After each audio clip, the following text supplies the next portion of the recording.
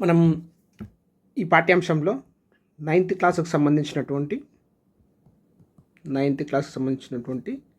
8వ పాఠ్యాంశం డిస్కస్ చేయబోతున్నాం. Please subscribe, share and encourage. వ్యవసాయ ఉత్పత్తులు మరియు సవాళ్ళు అనేటువంటి పాఠ్యాంశం గురించి ఇప్పుడు తెలుసుకుందాం. మనం ఆరోగ్యంగా జీవించడానికి రకరకాల ఆహార పదార్థాలు అవసరమని మనం 6th క్లాస్లో తెలుసుకున్నాం.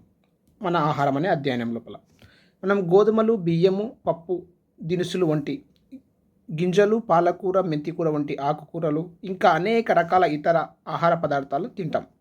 వీటితో పాటు ఏం చేస్తాం? మాంసము, చేపలు, గుడ్లను కూడా తీసుకుంటాం. మాంసము, చేపలు, గుడ్లు వీటిని కూడా తీసుకుంటాం. ఆవరణ వ్యవస్థల అధ్యయనంలో ఆహారపు గొలుసు అనే అంశాన్ని మనం చర్చించినప్పుడు మాంసాహారం కూడా మొక్కలతోనే ముడిపడి ఉంటుందని తెలుసుకున్నాం. మాంసాహారం కూడా ఏముంటుంది? మొక్కలైనటువంటివి ఆహార పదార్థాలు కిరణజన్య సంయోగక్రియ ద్వారా ఆహార పదార్థాలు తయారు చేసుకుంటాయి. మొక్కలపై ఏమైతే జంతువులు అనేటువంటివి ఆధారపడతాయి. కాబట్టి ఆహారపు గొలుసు అనే అంశం ద్వారా మాంసాహారం అంటే జంతువులు కూడా మొక్కలపైనే ఆధారపడి ఉంటాయని తెలుసు. కాబట్టి మొక్కలతోనే ముడిపడి ఉంటుందని మనం తెలుసుకున్నాం. నెలకు ఎంత ధాన్యం మీ ఇంట్లో అవసరం అవుతుంది? ఆ ధాన్యం పండడానికి ఎంత నీళ్ళ అవసరమో ఊహించండి. ఈ విధంగా క్వశ్చన్స్ మనకు పిల్లలకు సంబంధించి. నలుగురు కుటుంబానికి నెలకు సుమారుగా 50 కేజీల ధాన్యం ఖర్చు అవుతుందని అనుకుందాం. మీ కుటుంబానికి సంవత్సరానికి ఎంత ధాన్యం అవసరం అవుతుందో అంచనా వేసి చెప్పుకోవచ్చు. 600 కిలోగ్రాములు అవసరం అవుతుంది. అంత మొత్తం ధాన్యం పండించడానికి 1.4 చదరపు కిలోమీటర్ల నేల అవసరం అవుతుంది. 600 కేజీల ధాన్యాన్ని పండించడానికి మనకు 1.4 చదరపు కిలోమీటర్ల నేల అవసరం అవుతుంది. ఒక కుటుంబంలోని సభ్యుల సంఖ్య పెరిగితే ఎక్కువ పరిమాణంలో ఏమైతే ఆహార ధాన్యాల సంఖ్య అవసరమని మనకు తెలుసు. ఇప్పుడు నలుగురు ఉన్నారు, నలుగురికి ఇంకొక 1 ఎక్కువ అనుకో ఏమైతే ఆహార ధాన్యాల సంఖ్య పెరుగుతుంది. లేకుంటే అదే ఆహార కొరతకు దారి తీస్తుంది.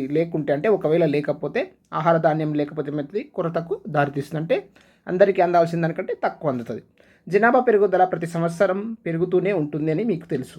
అదేవిధంగా ఆహార ధాన్యాల ఉత్పత్తి పెరుగుతుందా? అంటే జనాభాకు అనుగుణంగా ఆహార ధాన్యాల ఉత్పత్తి జరుగుతుందా?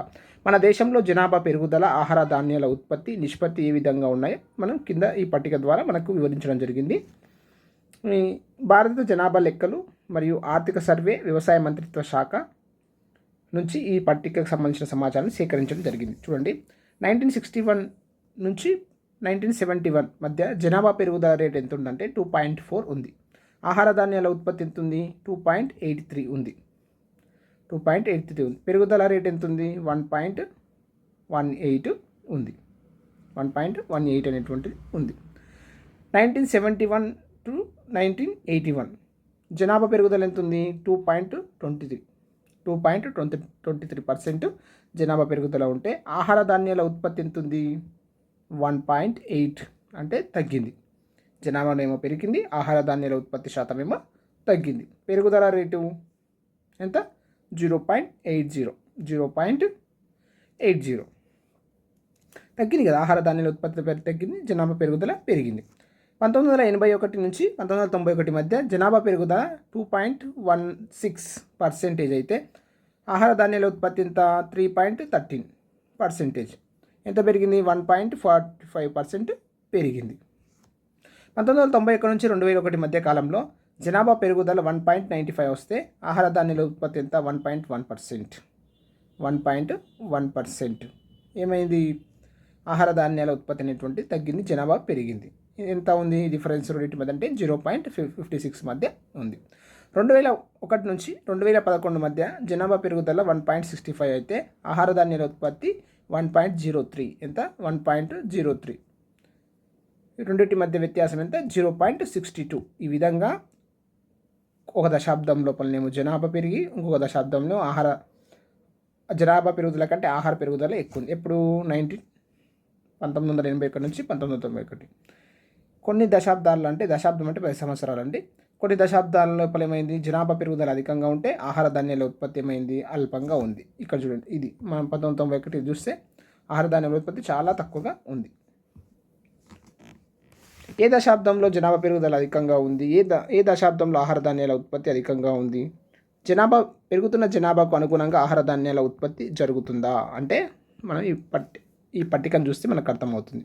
ఏ దశాబ్దంలో జనాభా పెరుగుదలకు అనుగుణంగా ఆహార ధాన్యాల ఉత్పత్తి సంతృప్తికరంగా లేదు? తగినంత ఆహార ధాన్యాల ఉత్పత్తి జరగకపోతే ఏమవుతుంది?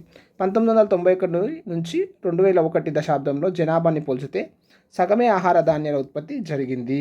ఈ టేబుల్ మనం చూసినట్లయితే ఇక్కడ నియర్ 2% జనాభా పెరుగుదల జరిగితే 1.1% మాత్రమే ఆహార ధాన్యాల ఉత్పత్తి, అంటే సగానికి సగం ఆహార ధాన్యాల ఉత్పత్తి జరిగింది. ఫలితంగా ఆ దశాబ్దంలో ఏం జరిగిందంటే ఆహార కొరత అనేటువంటిది అధికంగా ఉండడం, ధరలు పెరగడం అనేటువంటిది జరుగుతుంది. జనాభా పెరుగుదలకు అనుగుణంగా ఆహార ధాన్యాల ఉత్పత్తి జరగడం లేదని మీరు తెలుసుకున్నారు కదా. జనాభా పెరుగుదలకు అనుగుణంగా ఆహార ధాన్యాల ఉత్పత్తి చేయడం మన ముందున్న సవాలు. జనాభా పెరుగుదలకు అనుగుణంగా ఏం చేయాలి? ఆహార ధాన్యాల ఉత్పత్తి చేయడం అనేటువంటిది మన ముందున్న సవాలు. ఆహార ధాన్యాల ఉత్పత్తిని ప్రతి సంవత్సరం పెంచడానికి మన రైతులు తమ వంతు ప్రయత్నం చేస్తూనే ఉన్నారు. ఆహార ధాన్యాల ఉత్పత్తిని పెంపుదలకు సలహాలను మనం తీసుకోవచ్చు. ఏమేం చేయాలనేటువంటిది మన సొంతంగా రండి. ఇది స్టూడెంట్స్కి సంబంధించినటువంటి అంశం. నెక్స్ట్ మనం చూసినట్లయితే మనుషులతో పాటు ఇతర జీవుల మనుగడకు కూడా ఆహారం అనేటువంటిది అవసరం. చాలా జంతువులు పెంపుడు జంతువులుగా మనతో పాటు నివసిస్తున్నాయి. అందుకే మనం వాటిని కూడా అవసరమైన గింజలు, మేత అందించాల్సి ఉంటుంది. ఇప్పుడు మన ఇంట్లో పెంపుడు కుక్క ఉందండి. కుక్కకి ఏం కావాలి? మనం తినడంతో పాటు దానికి కూడా ఆహారం అవసరం. అదేవిధంగా పశువు ఉంది, గేదె ఏంది? వాటికి ఏముంది? మేత కావాలి, పచ్చిగడ్డి కావాలి, ఎండుగడ్డి కావాలి. అట్లా అది ఏదైనా ఆహారం అనేటువంటిది అవసరం. మనతో పాటు మన చుట్టూ ఉన్నటువంటి పెంపుడు జంతువులకు కూడా ఆహారం అనేటువంటిది అవసరం. ఈ అధ్యయనంలో ఆహార పంటల్లో అధిక దిగుబడి సాధించడానికి ఉపయోగపడే వివిధ పద్ధతులను గురించి మనం ఈ పాఠ్యాంశంలో తెలుసుకుందాం. పంటల దిగుబడిలో సాధించవలసిన అభివృద్ధిని గురించి మాట్లాడుకునేటప్పుడు తగిన ఉదాహరణలతో వివరించడం అవసరం. ఉదాహరణకు వరి, గోధుమ పంటలు పండించినప్పుడు మొక్కలు బాగా ఎత్తుగా పెరిగినప్పటికీ గింజల ఉత్పత్తి సరిగా లేకపోతే మనం పంట బాగా పండిందని అనగలమా? అంటే ఇప్పుడు పంట బాగా పెరిగింది, మొక్కలు బాగా పెరిగినాయి, కానీ పంట దిగుబడి రాలేదు. అప్పుడు ఏమంటాం? పంట బాగా పండిందని చెప్తామా? మనకు ఎక్కువ ఆహార ధాన్యాల దిగుబడి వచ్చినప్పుడే మనం అత్యధికంగా పంట పండిందని చెప్పగలం. మొక్కల్లో మనకు ఆహారంగా ఉపయోగపడే అత్యంత ఆవశ్యకమైన గింజల ఉత్పత్తి బాగున్నప్పుడే అధిక దిగుబడి సాధించినట్లుగా మనం భావిస్తాం. పంటలో గడ్డి కంటే గింజలు ప్రధానం. ఎందుకంటే గింజల ద్వారానే ఆహార పదార్థాలు లభిస్తాయి కాబట్టి గడ్డి కంటే మనకు గింజలు అనేటువంటివి ప్రధానం. అధిక దిగుబడి గురించి ఇప్పుడు తెలుసుకుందాం. పంట దిగుబడి అనేది ఏదో ఒక కారకం పైన మాత్రమే ఆధారపడి ఉండదు. పంట దిగుబడి అనేటువంటిది ఏదో ఒక కారకం పైన ఆధారపడి ఉండదు. అనేక కారకాలు కలిసి పనిచేయడం వల్ల మాత్రమే దిగుబడి అనేటువంటిది ఏమవుతుంది? పెరుగుతుంది. నాటిన విత్తన రకం మంచిగా ఉండాలి. నేల స్వభావం మంచిగా ఉండాలి. నీటి లభ్యత ఉండాలి. నేల మంచిగా ఉండి విత్తనం మంచిగా ఉంటే నీరు అందకపోతే ఏమవుతుంది? పంట పండదు. నీటి లభ్యత కూడా ఉండాలి. ఎరువులు సరైన మంచి పోషక పదార్థాలు కలిగిన ఎరువులు ఉండాలి. వాతావరణం, క్రిమి కీటకాల దాడి, కలుపు మొక్కలు వంటివి పెరుగుదలను అదుపు చేయడం వంటివి అధిక దిగుబడి కారకాలుగా గుర్తిస్తాం. ఇవన్నీ అంశాలు సరిగ్గా ఉంటే ఏమవుతుంది? అధిక దిగుబడి అనేటువంటిది సాధ్యం అవుతుంది. నెక్స్ట్, పై కారకాల ప్రభావం మొక్కజొన్న పంటపై ఏ విధంగా ఉంటుందో ప్రయోగపూర్వకంగా పరిశీలించి ఈ పట్టికను చూడండి. ఇది మొక్కజొన్నకు సంబంధించినటువంటి పంట. మొక్కల్ని నాటే కాలం వర్షాలు పడిన ఒక నెల తర్వాత, వర్షం పడిన వెంటనే. ఇక్కడ 2 టైప్స్ మనం 2 రకాలుగా ఇచ్చాడు. వర్షం పడిన ఒక నెల రోజుల తర్వాత మనం మొక్కలు నాటే కాలం చూస్తే ఉత్పత్తి ఎంత వచ్చింది? 3400 కిలోగ్రామ్స్ వచ్చింది ఫర్ హెక్టార్కి. అదే వర్షం పడిన వెంటనే నాటితే, ఇదేమో వర్షం పడిన ఒక నెల తర్వాత నాటితే, వర్షం పడిన వెంటనే 5830 కిలోగ్రామ్స్ ఫర్ హెక్టార్. ఎంత లాభం వచ్చింది? వర్షం పడిన నెల రోజుల తర్వాత నాటితే, వర్షం పడిన వెంటనే నాటితే 2430 కిలోగ్రామ్స్ హెక్టార్ లాభం రావడం జరిగింది. ఇవన్నీ ఇట్లే. మొక్కలు నిర్ణీత స్థలంలో పెంచిన మొక్కల సంఖ్య అంటే ఒక హెక్టారుకు 39,600 పెంచితేనేమో ఇంత వచ్చింది. 19,800 పెంచితే ఇంత దిగుబడినటువంటిది వచ్చింది. కలుపు తీయ ఒక్కసారి కలుపు తీస్తే ఇంత, 2 సార్లు కలుపు తీస్తే ఇంత, అత్యధికంగా దిగుబడి. అంటే ఎక్కువ సార్లు కలుపు తీస్తే ఏమవుతుంది, దిగుబడి అనేటువంటిది పెరుగుతుంది. పోషక పదార్థాలు ఓన్లీ పంట మొక్కని వినియోగించుకుంటుంది కాబట్టి ఎక్కువ దిగుబడి సాధ్యమవుతాయి. పోషక పదార్థాలు అందించడం, ఫాస్ఫరస్ లేకుండా 50 kgs కిలోగ్రాములు ఫాస్ఫరస్ లేకుండా ఉన్నప్పుడు ఇంత దిగుబడి వచ్చింది.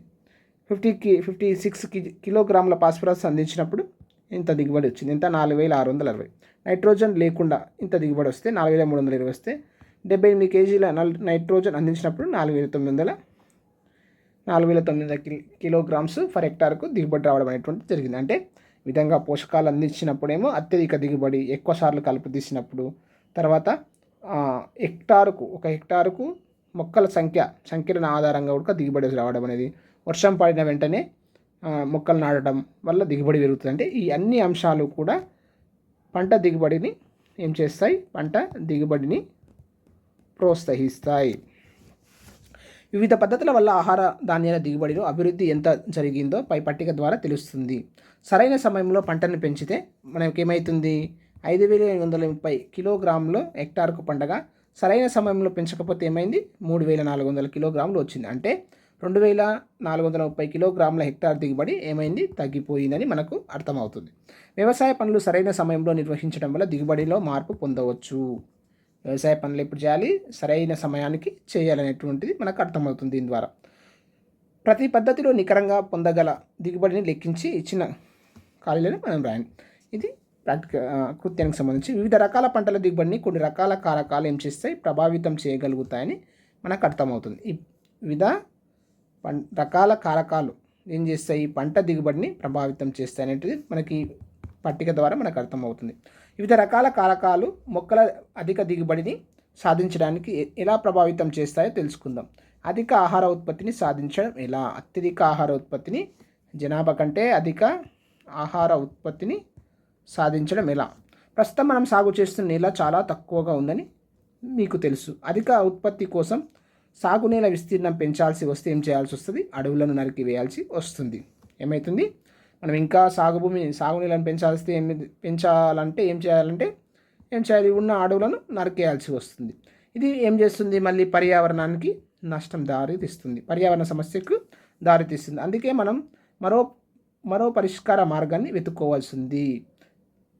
కొన్ని పరిష్కార మార్గాలు చూద్దాం. ఏం చేయాలి, నేల సాగు విస్తీర్ణాన్ని పెంచడం, ఇదొక మార్గం. అంటే అత్యధిక ఆహార ధాన్యాల దిగుబడి కోసం ప్రస్తుతం సాగులో ఉన్న నేలలోనే అధిక దిగుబడిని సాధించడం. అంటే ఇప్పుడు మనం పండిస్తున్నటువంటి నేల ఉంది కదా, ఈ నేలలో ఏం చేయాలి, ఇప్పుడు ఎకరాకు 20 క్వింటాలు పండితే ఇదే స్థలంలో 30 క్వింటాలు పండేటట్లు మనం ఏం చేయాలి, వ్యవసాయం చేయగలగాలి. అదే ప్రస్తుత సాగులో ఉన్న నెలలోనే అధిక దిగుబడిని సాధించడం. అధిక దిగుబడి ఇచ్చే వంగడాలను అభివృద్ధి చేయడం. అంటే విత్తనాలు ఉంటాయి కదా, మనం విత్తనాలుగా వాడే వాటిని ఏం చేయాలి, అధిక దిగుబడినిచ్చే వంగడాలను ఉపయోగించాలి, దాంట్ని అభివృద్ధి చేయాలి. పరిశోధనలు చేసి వాటిని ఏం చేయాలి, అభివృద్ధి చేయాలి. పంట మార్పిడి చేయడం. అంటే ఒక సంవత్సరం ఒక పంటను సాగు చేస్తే అదే నెలలో ఇంకో సంవత్సరం ఇంకో పంటను సాగు చేయడం. వరి కానీ, మొక్కజొన్న, వేరుశెనగ, ఇట్లా పంటలను మార్పిడి చేయడం. మిశ్రమ పంటలు, ఒకే నెలలో మిశ్రమ పంటలను సాగు చేయడం. ఒక పక్క వేరుశెనగ నాటితే ఇంకో పక్క కందులు, వేరుశెనగ, అట్లా మిశ్రమ పంటలను సాగు చేయడం.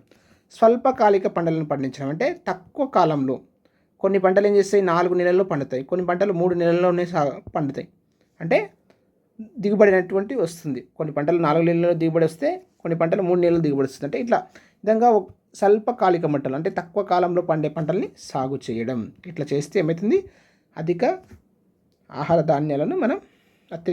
ధాన్యాలను ఉత్పత్తి చేయవచ్చు.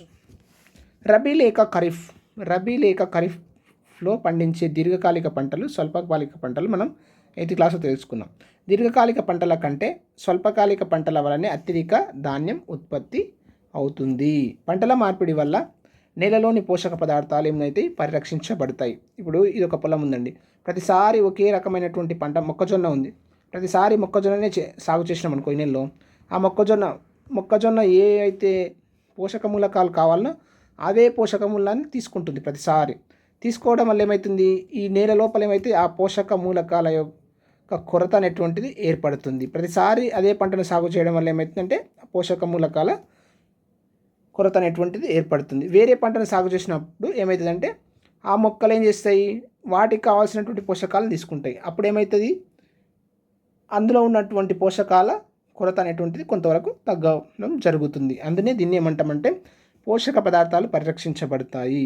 పంట మార్పిడి వల్ల ఏమైతే పోషక పదార్థాలు పరిరక్షించబడతాయి. మిశ్రమ పంటల వల్ల అనేక రకాల పంటల ఉత్పత్తి జరగడంతో పాటు మిశ్రమ పంటలు ఒకే నెలలో ఏం చేస్తున్నాం, మనం మిశ్రమ పంటలు పండిస్తున్నాం. మిశ్రమ పంటల వల్ల అనేక రకాల పంటల ఉత్పత్తి జరగడంతో పాటు అధిక దిగుబడి రావడానికి అవకాశం ఉంటుంది. అధిక దిగుబడి వస్తుంది మరియు పంటల ఉత్పత్తి జరగడంతో పాటు అధిక దిగుబడి అనేటువంటిది వస్తుంది, ఉత్పత్తి అవుతుంది, అధిక దిగుబడి వస్తుంది. అధిక దిగుబడిని సాధించడానికి వ్యవసాయదారులు ముఖ్యంగా 3 పద్ధతులను పాటిస్తారు. బాగా గుర్తుపెట్టుకోవాలి, చాలా ఇంపార్టెంట్. ఆప్షన్స్ డైరెక్ట్ కూడా వచ్చే అవకాశం ఉంటుంది. 3 పద్ధతులు. అధిక దిగుబడినిచ్చే వంగడాలను అభివృద్ధి చేయడం. అభివృద్ధి చేయడం అంటే ఏంటంటే వాటి మీద పరిశోధనలు జరిపి వాటిలో గల మంచి లక్షణాలు గల విత్తనాలు మనం తయారు చేయడం, దాన్నే మనం అభివృద్ధి చేయడం అంటాం. అధిక దిగుబడినిచ్చే యాజమాన్య పద్ధతులను పాటించడం. అధిక దిగుబడినిచ్చేటువంటి యాజమాన్య పద్ధతులు ఉంటాయి కదా, ఆ యాజమాన్య పద్ధతులను పాటించడం. పంటలను పరిరక్షించే పద్ధతులను పాటించడం. పంటలను చీడపీడల నుంచి పరిరక్షించే పద్ధతులను పాటించడం. ఈ 3 చేయడం వల్ల ఏమవుతుంది, అధిక దిగుబడిని సాధించడానికి ఉపయోగపడుతుంది. అధిక దిగుబడినిచ్చే వంగడాలను అభివృద్ధి పరచడం. చూడండి, వంటింట్లో ఉండే జొన్న గింజల పరిమాణం, రంగును చూడండి. ఒకవేళ జొన్న గింజలు లేకుంటే ఆహారం తినడానికి ఎందుకు జొన్నలు కొనలేదో మీ అమ్మని అడిగి తెలుసుకోండి. కొన్ని గింజలు చిన్నగా పసుపు రంగులో ఉంటాయి, కొన్ని పెద్దగా తెలుపు రంగులో ఉంటాయి. ఇవేమో కొన్ని పసుపు రంగులో ఉంటాయి, కొన్ని ఏమో ఇవి పసుపు రంగులో ఉంటాయి, కొన్ని ఏమో తెలుపు రంగులో ఉంటాయి. పరిమాణంలో పెద్దగా ఉండే తెల్లగా ఉండే గింజలు సంకర జాతి. వాటిని ఏమంటాం మనం, సంకర జాతి, హైబ్రిడ్ రకానికి చెందినవి. ఇవి అధిక దిగుబడిని ఇస్తాయి, అంటే అధిక దిగుబడిని ఎక్కువ పంట పండడం అనేటువంటిది జరుగుతుంది. అధిక దిగుబడిని ఇచ్చే యాజమాన్య పద్ధతులను పాటించడం. విధంగా మనం ఏం చేయాలి, అత్యధిక దిగుబడిని ఇచ్చేటువంటి వంగడాలను పరిశోధనలు చేస్తూ వాటిని అభివృద్ధి చేయాల్సినటువంటి అవసరం ఉంది. నెక్స్ట్, అధిక దిగుబడినిచ్చే యాజమాన్య పద్ధతులు.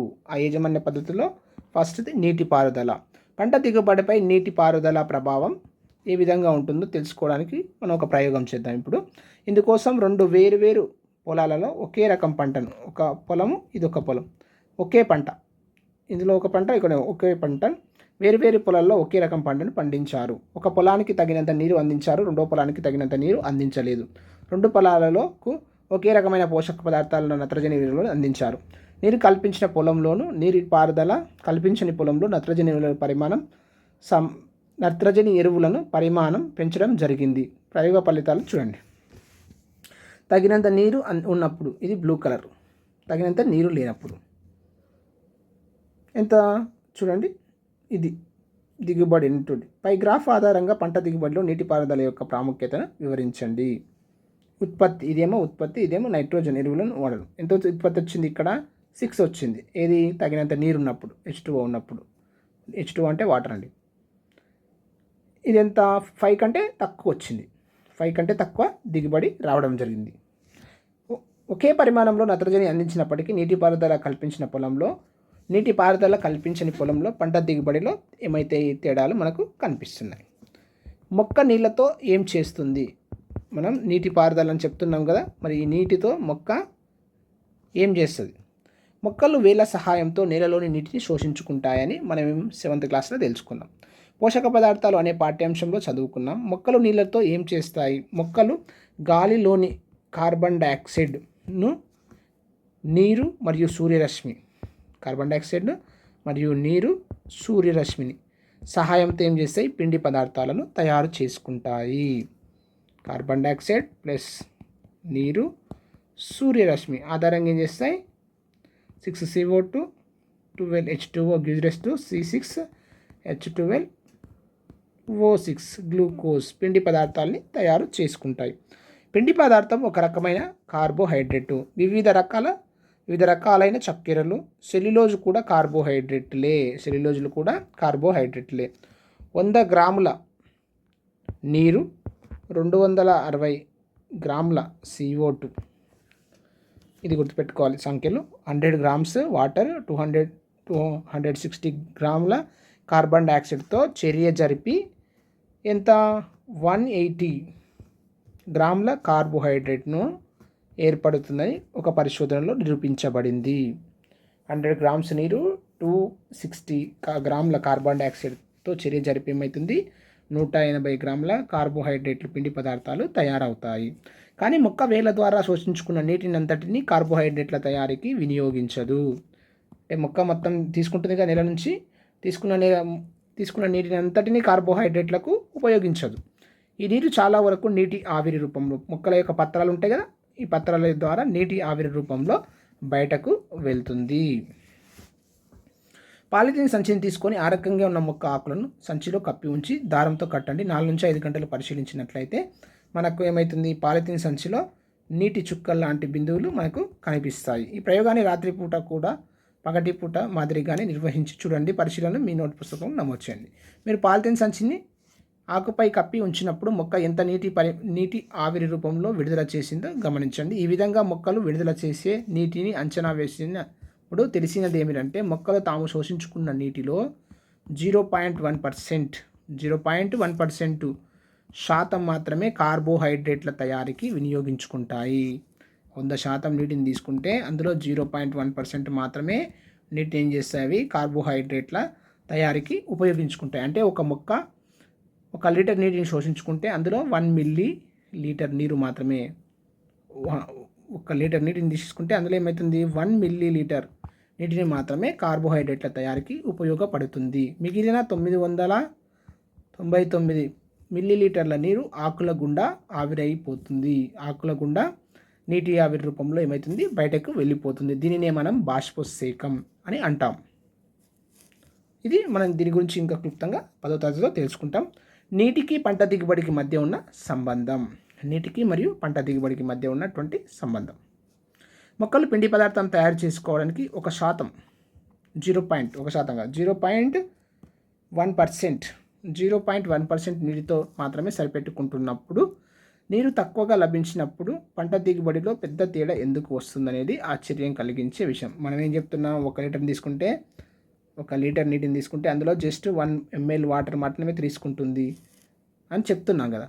మరి తక్కువ నీరు అందినప్పుడు పంట దిగుబడి ఎందుకు తగ్గిపోతుంది అనేటువంటిది ఆశ్చర్యం కలిగించే అంశం. ఈ అంశాన్ని మరింత లోతుగా పరిశీలిద్దాం. ఏ ఏ కాలాల్లో ఎంత నీరు మొక్కలు ఆవిరి రూపంలో పంపిస్తాయో ఇక్కడ చూపించబడింది. ఇది నీటి ఆవిరి నెలలు. ఏ నెలలో ఎక్కువ ఉంది, ఏప్రిల్, మే, జూన్ ఉంది కదా. ఈ మే, జూన్లలో అత్యధికంగా నీరు ఎంత, 250 ml అత్యధికంగా నీటిని ఆవిరి చేస్తుంది. నెలవారీగా మొక్కల నుండి నీటి ఆవిరి రూపంలో బయటకు రావడం. ఆవిరి రూపంలో విడుదల చేస్తున్నాయి గుర్తించండి. కొన్ని నెలల్లో వర్షాలు అధికంగా ఉన్నప్పటికీ మొక్కలు విడుదల చేసే నీటి ఆవిరి పరిమాణం ఒకే విధంగా ఉంటుందా? నీరు అధికంగా లభిస్తే మొక్కలపై నీరు ప్రభావం ఏ విధంగా ఉంటుంది అనేటువంటి ఇప్పుడు చూద్దాం. మనం మరొక ఆసక్తికరమైన అంశం చూద్దాం. మొక్కల్లో అధికంగా విడుదలయ్యే నీరు ఆకుల నుండి మాత్రమే విడుదలవుతుంది.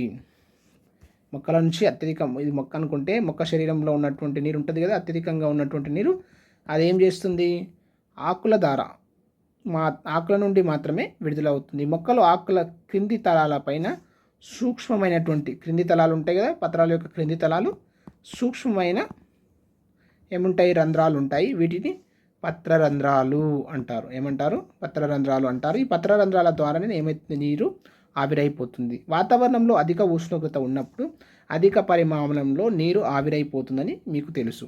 అలాంటి పరిస్థితుల్లో పత్రరంధ్రాలు మూసుకుపోవడం ప్రారంభిస్తాయి. అధిక ఉష్ణోగ్రత ఉన్నప్పుడు అధిక పరిమాణంలో నీరు పోతుంది కదా, అట్లనే అత్యధిక పరిమాణం వల్ల నీరు ఆవిరైపోకుండా ఏం చేస్తాయి, ఉష్ణోగ్రత అధికంగా ఉన్నప్పుడు ఏమైతే పత్రరంధ్రాలు మూసుకోవడం ప్రారంభిస్తాయి. ఇలా పత్రరంధ్రాలు మూసుకొని పోవడం వల్ల బయటికి పోయే నీరు ఆవిరి అరికడతాయి. మొక్కకి ఎంత నీరు అవసరమో అంత నీటిని ఉంచుకొని మిగతా నీటిని ఏం చేస్తుంది, ఆవిరి చేస్తుంది.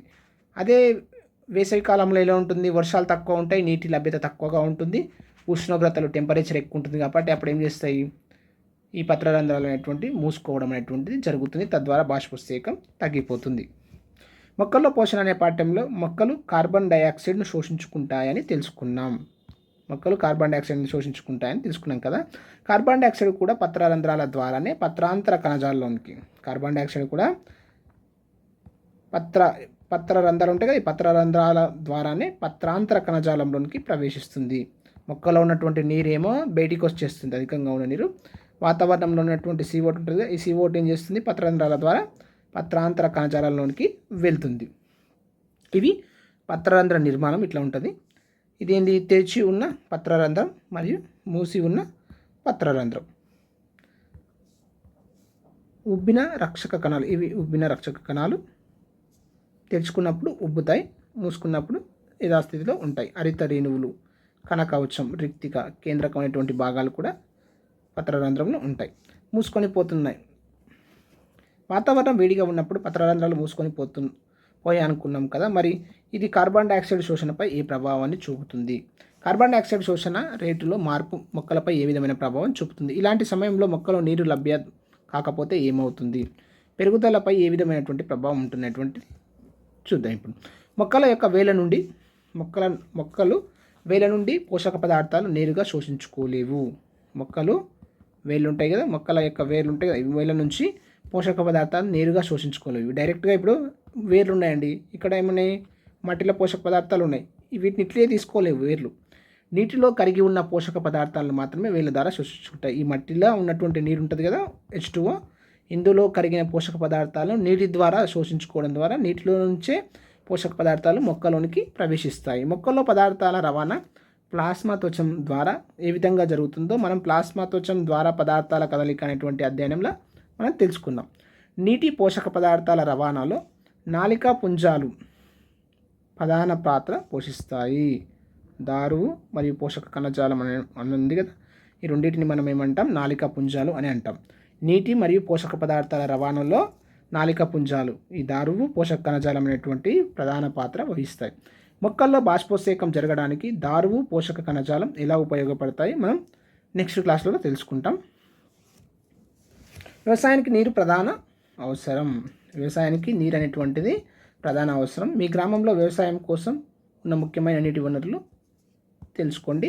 వరి పండించడానికి అధిక పరిమాణంలో నీరు అవసరం. ఇలా నీరు ఎక్కువ అయ్యే అవసరమయ్యే పంటలు కూడా మనం జాబితాను తయారు చేయాలి. వరి, గోధుమ, చెరుకు.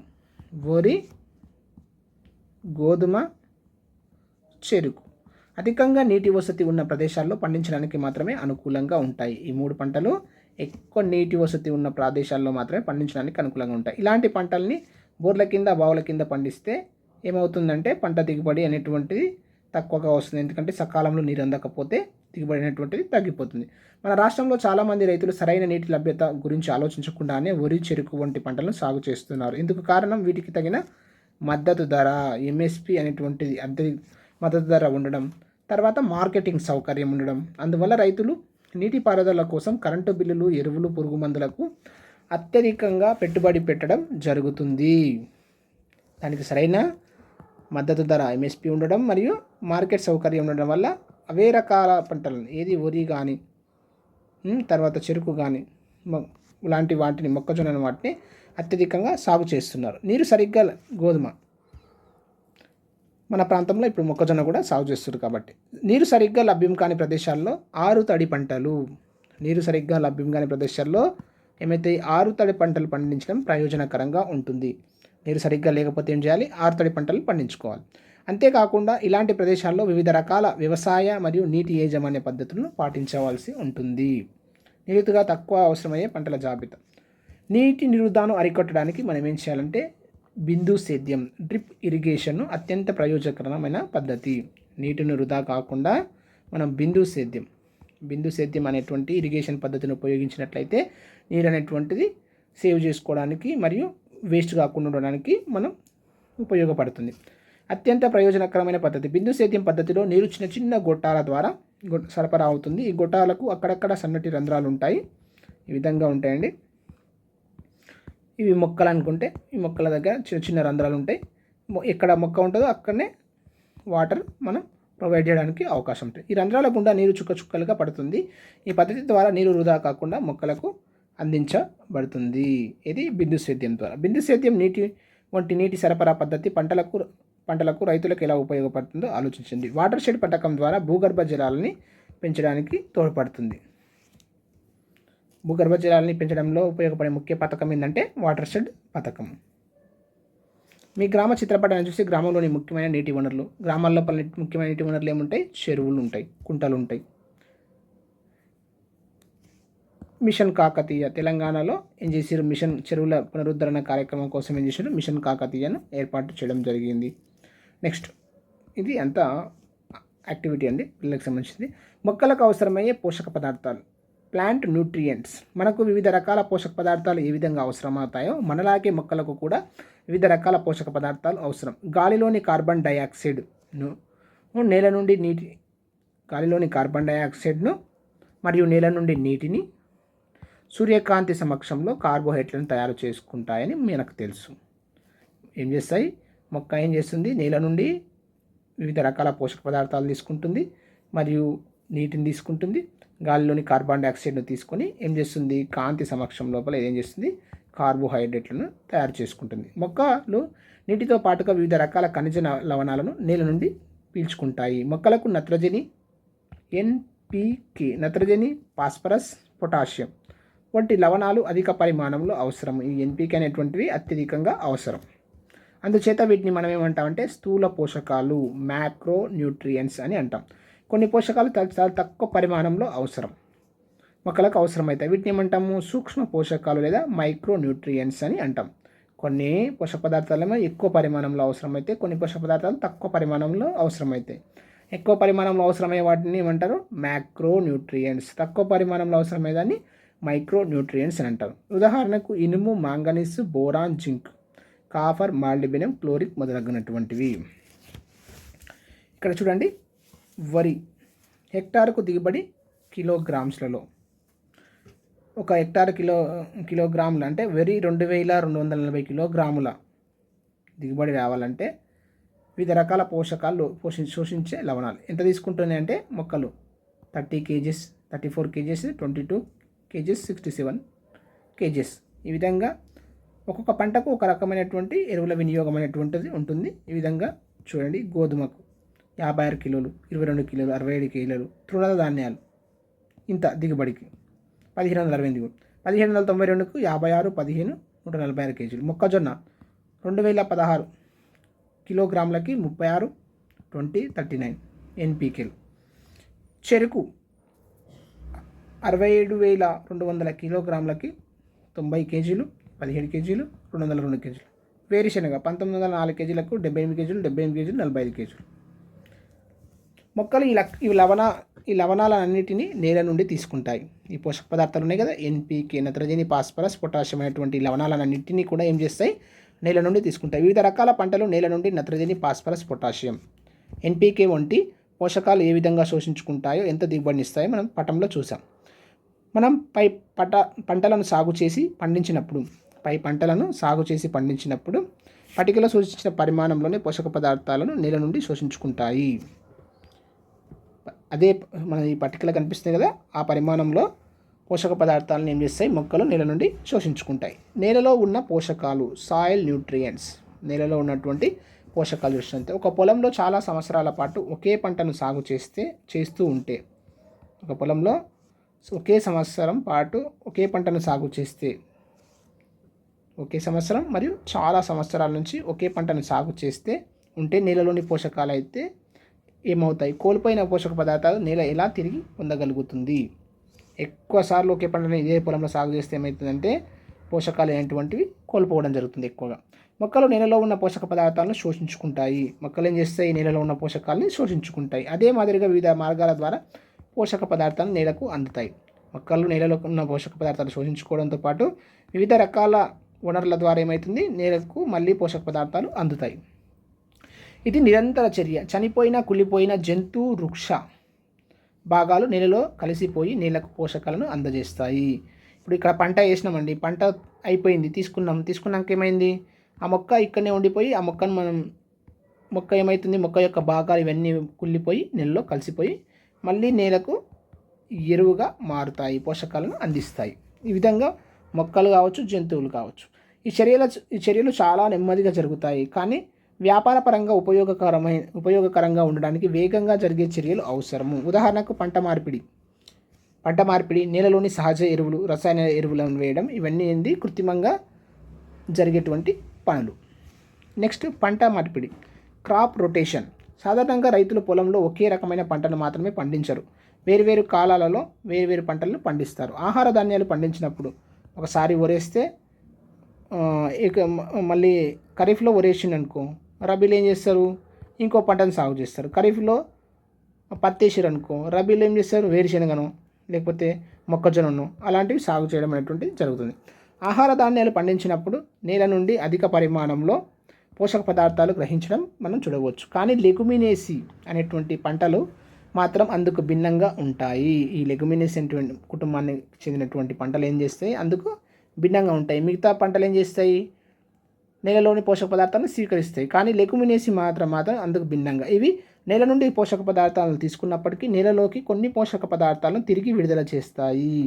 లెగుమినేసి చిక్కుడు జాతి పంటలను పండించడం వల్ల నేలలో నత్రజని సంబంధిత లవణాల స్థాయి ఏమవుతుంది, పెరుగుతుంది. నత్రజని, భాస్వరం, పొటాషియం, ఎన్పికే అనేవి ముఖ్యమైన పోషక పదార్థాలు. వీటి వల్ల పంటలకు ఉపయోగాలు చూద్దాం. ఇప్పుడు బాక్స్ నత్రజని వల్ల ఏమేమి ఉపయోగం ఉంటుంది మొక్కల కంటే, కొత్త ఆకులు, పుష్పాలు వేగంగా వస్తాయి. కొత్త ఆకులు మరియు పుష్పాలు అనేటువంటి వేగంగా వస్తాయి. ఇది నత్రజనిని ఉపయోగించినప్పుడు. ఫాస్ఫరస్, వేళ్ళు నేలలోనికి చొచ్చుకొని పోవడానికి ఈ ఫాస్ఫరస్ను యూజ్ చేస్తే ఏమవుతుందంటే మొక్క యొక్క వేళ్ళు నేలలోనికి చొచ్చుకొని పోవడానికి మరియు నేలలోని పోషక పదార్థాలను వేగంగా శోషించుకోవడానికి తోడ్పడతాయి. పొటాషియం, క్రిమి కీటకాల నుండి రోగనిరోధక శక్తిని పొటాషియం యూజ్ చేస్తే ఏమవుతుందంటే రోగనిరోధక శక్తి పెంచుతుంది. వాసన, రంగు, రుచి వంటివి పెరగడం అనేటువంటిది జరుగుతుంది. నేలలోని పోషక పదార్థాలు లోపాలను నివారించడానికి రైతులు ప్రత్యామ్నాయ పంటలు సాగు చేస్తారు. పోషక పదార్థాల లోపాలని తగ్గించడానికి ఏం చేస్తారంటే, వాటిని పరిరక్షించడానికి ఏం చేస్తారంటే ఒక కాలంలో ఒక పంటను, ఇంకో కాలంలో ఇంకో పంటను, అట్లా ప్రత్యామ్నాయ పంటలను సాగు చేస్తారు. ఒక రైతు తన పొలంలో గత 5 సంవత్సరాల నుండి చెరుకు పంటను పండిస్తున్నాడు. మరో రైతు మొదటి సంవత్సరం చెరుకు, 2వ సంవత్సరం సోయా చిక్కుళ్ళు, 3వ సంవత్సరం తిరిగి చెరుకును పండించాడు. ఏ పొలంలో పోషక పదార్థాలు నశిస్తాయి అంటే, ఈ ఫస్ట్ పొలంలో పోషక పదార్థాలు నశిస్తాయి, రెండో పొలంలో పోషక పదార్థాలు ఏమైతే పునరుద్ధరించబడతాయి. ఒక పొలంలో ఒక రకమైన పంటను సాగు చేసిన తర్వాత వేరే రకమైన పంటలను సాగు చేయడాన్ని మనం ఏమంటామంటే పంట మార్పిడి. అంటే ఒక పొలంలో ఒక కాలంలో ఒక పంటను సాగు చేసినప్పుడు తిరిగి వేరే కాలంలో ఇంకో పంటను, వేరే రకం పంటను సాగు చేసే దాన్ని మనం ఏమంటామంటే పంట మార్పిడి అని అంటాం. పంట మార్పిడి అంటాం. పంట మార్పిడిలో కొన్ని పద్ధతులు కింద ఇవ్వబడి చూడండి. వరి పండిన తర్వాత ఏం చేస్తారు, మినుములు లేదా వేరుశనగను సాగు చేయడం. ఫస్ట్ వరి వేస్తారు, తర్వాత మినుములన్నా లేకపోతే వేరుశనగలన్నా సాగు చేయడం. పొగాకు పండిన తర్వాత మిరపకాయ సాగు చేయడం. కందులు, మొక్కజొన్న పండిన తర్వాత ఏం చేస్తారు, వరిని సాగు చేయడం. ఇవి పంట మార్పిడి పద్ధతులు. ఈ విధంగా ఒక పంట పండిన తర్వాత ఇంకో పంటను సాగు చేస్తారు.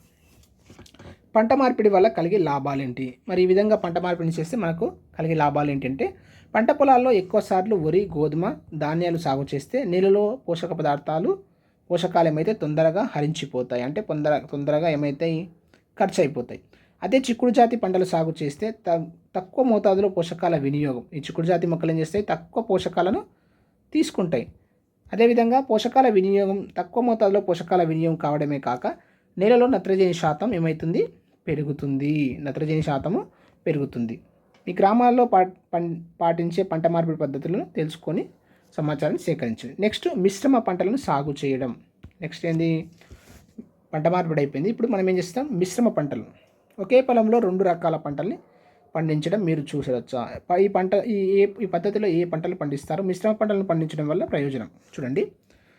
ఒక పంట పొలంలో ఒకటి కంటే ఎక్కువ రకాల పంట, ఇదేమో కాలాలు మారుతాయి. ఇక్కడ ఒక టైంలో ఒక పంటను సాగు చేస్తే తర్వాత ఇంకో పంటను సాగు చేస్తారు. కానీ మిశ్రమ పంటలో ఏం చేస్తారంటే ఒకే పొలంలో విభిన్న రకాల పంటల్ని సాగు చేస్తారు. ఇక్కడ ఏం చేస్తారు, పత్తి సాగు చేసారు అనుకో, పక్కన ఇంకో 4-5 సార్ల తర్వాత ఏం చేస్తారు, కందులు సాగు చేస్తారు, తర్వాత మళ్ళీ పత్తి, తర్వాత ఇంకోటి, అట్లా మిశ్రమ సాగు, క్యాబేజీ అట్లా సాగు చేయడం.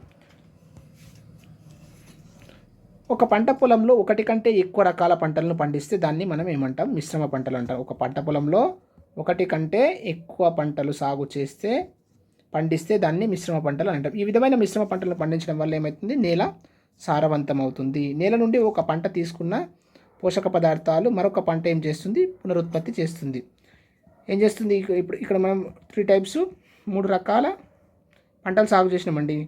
ఈ మొక్క తీసుకున్నటువంటి పోషకాలు ఏం చేస్తుంది, ఈ మొక్కలు పునరుద్ధరిస్తాయి. ఈ మొక్క తీసుకున్న పోషకాలు ఈ మొక్కలు పునరుద్ధరించడం, ఇట్లా జరుగుతుంది. ఏ ఏ పంటలు మిశ్రమ పంటలుగా పండిస్తారు, ఇక్కడ చూడండి. మిశ్రమ పంటలు చూసినట్లయితే సోయా చిక్కులతో కలిపి ఏం చేస్తారు, బఠానీ సాగు చేస్తారు. సోయా చిక్కులతో బఠానీ సాగు చేస్తారు. బఠానీతో పెసర్లను కలిపి సాగు చేస్తారు. బఠానీ పెసర్లను ఒకే పొలంలో సాగు చేస్తారు. మొక్కజొన్నతో మినుములు, సోయా చిక్కులతో బఠానీ, బఠానీతో పెసర్లు, మొక్కజొన్నతో మినుములు, మొక్కజొన్నతో కందులు. గుర్తుపెట్టుకోవాలి, మొక్కజొన్నతో కందులు, కందులు, మొక్కజొన్నతో కందులు. వేరుశనగతో పొద్దుతిరుగుడు, ఇవన్నీ 2 ఆయిల్కి సంబంధించినటువంటి పంటలు. వేరుశనగ, పొద్దుతిరుగుడు గుర్తుపెట్టుకోండి. వేరుశనగతో కందులు, వేరుశనగ మరియు కందులను కూడా సాగు చేస్తారు. జొన్నలు, బఠానీ, ఓకే. బొజ్జ గణపయ్య అంటాం కదా మనం, బఠానీ మరియు జొన్న, ఓకే. ఇట్లా సింపుల్గా గుర్తుపెట్టుకోవడానికి చెప్తున్నాం. కొన్ని కోడ్స్ పెట్టుకుంటే మనం మిగతాయి గుర్తుపట్టచ్చు, ఓకే. ఈ విధంగా మిశ్రమ పంటల్ని సాగు చేస్తారు. మిశ్రమ పంటలు, పసుపు పంటలు, కంది కూడా సాగు చేయొచ్చు. పసుపు మరియు గుర్తుపెట్టుకోండి, పసుపులో కంది, వేరుశనగలో క్యాబేజీ, ఓకే. ఈ విధంగా సాధారణంగా పప్పు ధాన్యాలు, గింజ ధాన్యాలను మిశ్రమ పంటలుగా పండిస్తారు. ఏం చేస్తారంటే పప్పు ధాన్యాలు మరియు గింజ ధాన్యాలు ఈ రెండింటిని కలిపి ఏం చేస్తారు, మిశ్రమ పంటలుగా పండిస్తారు. స్వల్పకాలిక పంటలను దీర్ఘకాలిక పంటలతో కలిపి కూడా సాగు చేస్తారు. స్వల్పకాలిక పంటలను మరియు దీర్ఘకాలిక పంటలు ఉంటాయి కదా, దీర్ఘకాలిక పంటలు, స్వల్పకాలిక పంటలు, ఈ రెండింటిని కలిపి కూడా ఒకే పొలంలో సాగు చేస్తారు. నిమ్మ, దానిమ్మ, బొప్పాయి వంటి పండ్ల తోటల్లో కందులు, మినుపులు, పెసర్లు వంటి మిశ్రమ పంటలు పండిస్తారు. తోటల్లో ఉడికి ఏం చేస్తారు, మధ్యలో ఏం చేస్తారు, కొన్ని పంటలు సాగు చేస్తారు. అందులో కందులు, మినుములు, పెసర్లు వంటివి సాగు చేస్తారు. పప్పు పంటలు సాగు చేస్తారు. తమలపాకులను కూడా మిశ్రమ పంటగా సాగు చేస్తారు. లెగుమినేసి జాతికి చెందిన పంటల వేర్లను కొన్నిటిని మనం లెగుమినేసి జాతికి చెందినటువంటి పంటల పేర్లు మనం చెప్పాలి. లెగుమినేసి జాతికి చెందిన పంట మొక్కల వేర్లపై ఈ విధంగా లెగుమినేసి మొక్కల వేర్లు ఉంటాయనుకో, వాటిపైన చిన్న బుడిపెలు ఉంటాయి. ఈ బుడిపెలో వివిధ రకాల బ్యాక్టీరియాలు ఏం చేస్తాయి, నివసిస్తూ ఉంటాయి. ఈ బ్యాక్టీరియాలు గాలిలోని నత్రజనిని శోషించుకొని మొక్కలకు ఉపయోగపడే నైట్రేట్స్, గాలిలో ఉన్నటువంటి నత్రజని ఉంటుంది కదా, ఈ నత్రజని శోషించుకొని ఏం చేస్తుంది, మొక్కలకు ఉపయోగపడే నైట్రేట్స్గా మారుస్తుంది. నైట్రేట్స్ రూపంలోనికి మార్చుకుంటాయి. జీవ భౌగోళిక రసాయనిక వలయాల పాఠంలో నత్రజని స్థాపన గురించి మనం ఇంకా విపులంగా తెలుసుకుంటాం. సోయా చిక్కుడు లేదా వేరుశెనగ మొక్కలను వేళ్లతో సహా పెకిలించి వాటి వేర్లపై ఉన్నటువంటి వేరుబుడిపల్ని మనం పరిశీలించవచ్చు. నెక్స్ట్, చిక్కుడు జాతి మొక్కల్లో వేరుబుడిపల్లోని ఈ సూక్ష్మజీవులు కొంచెం నత్రజనిని వినియోగించుకొని మిగతా నత్రజనిని మొక్క పెరుగుదలకు అందిస్తుంది.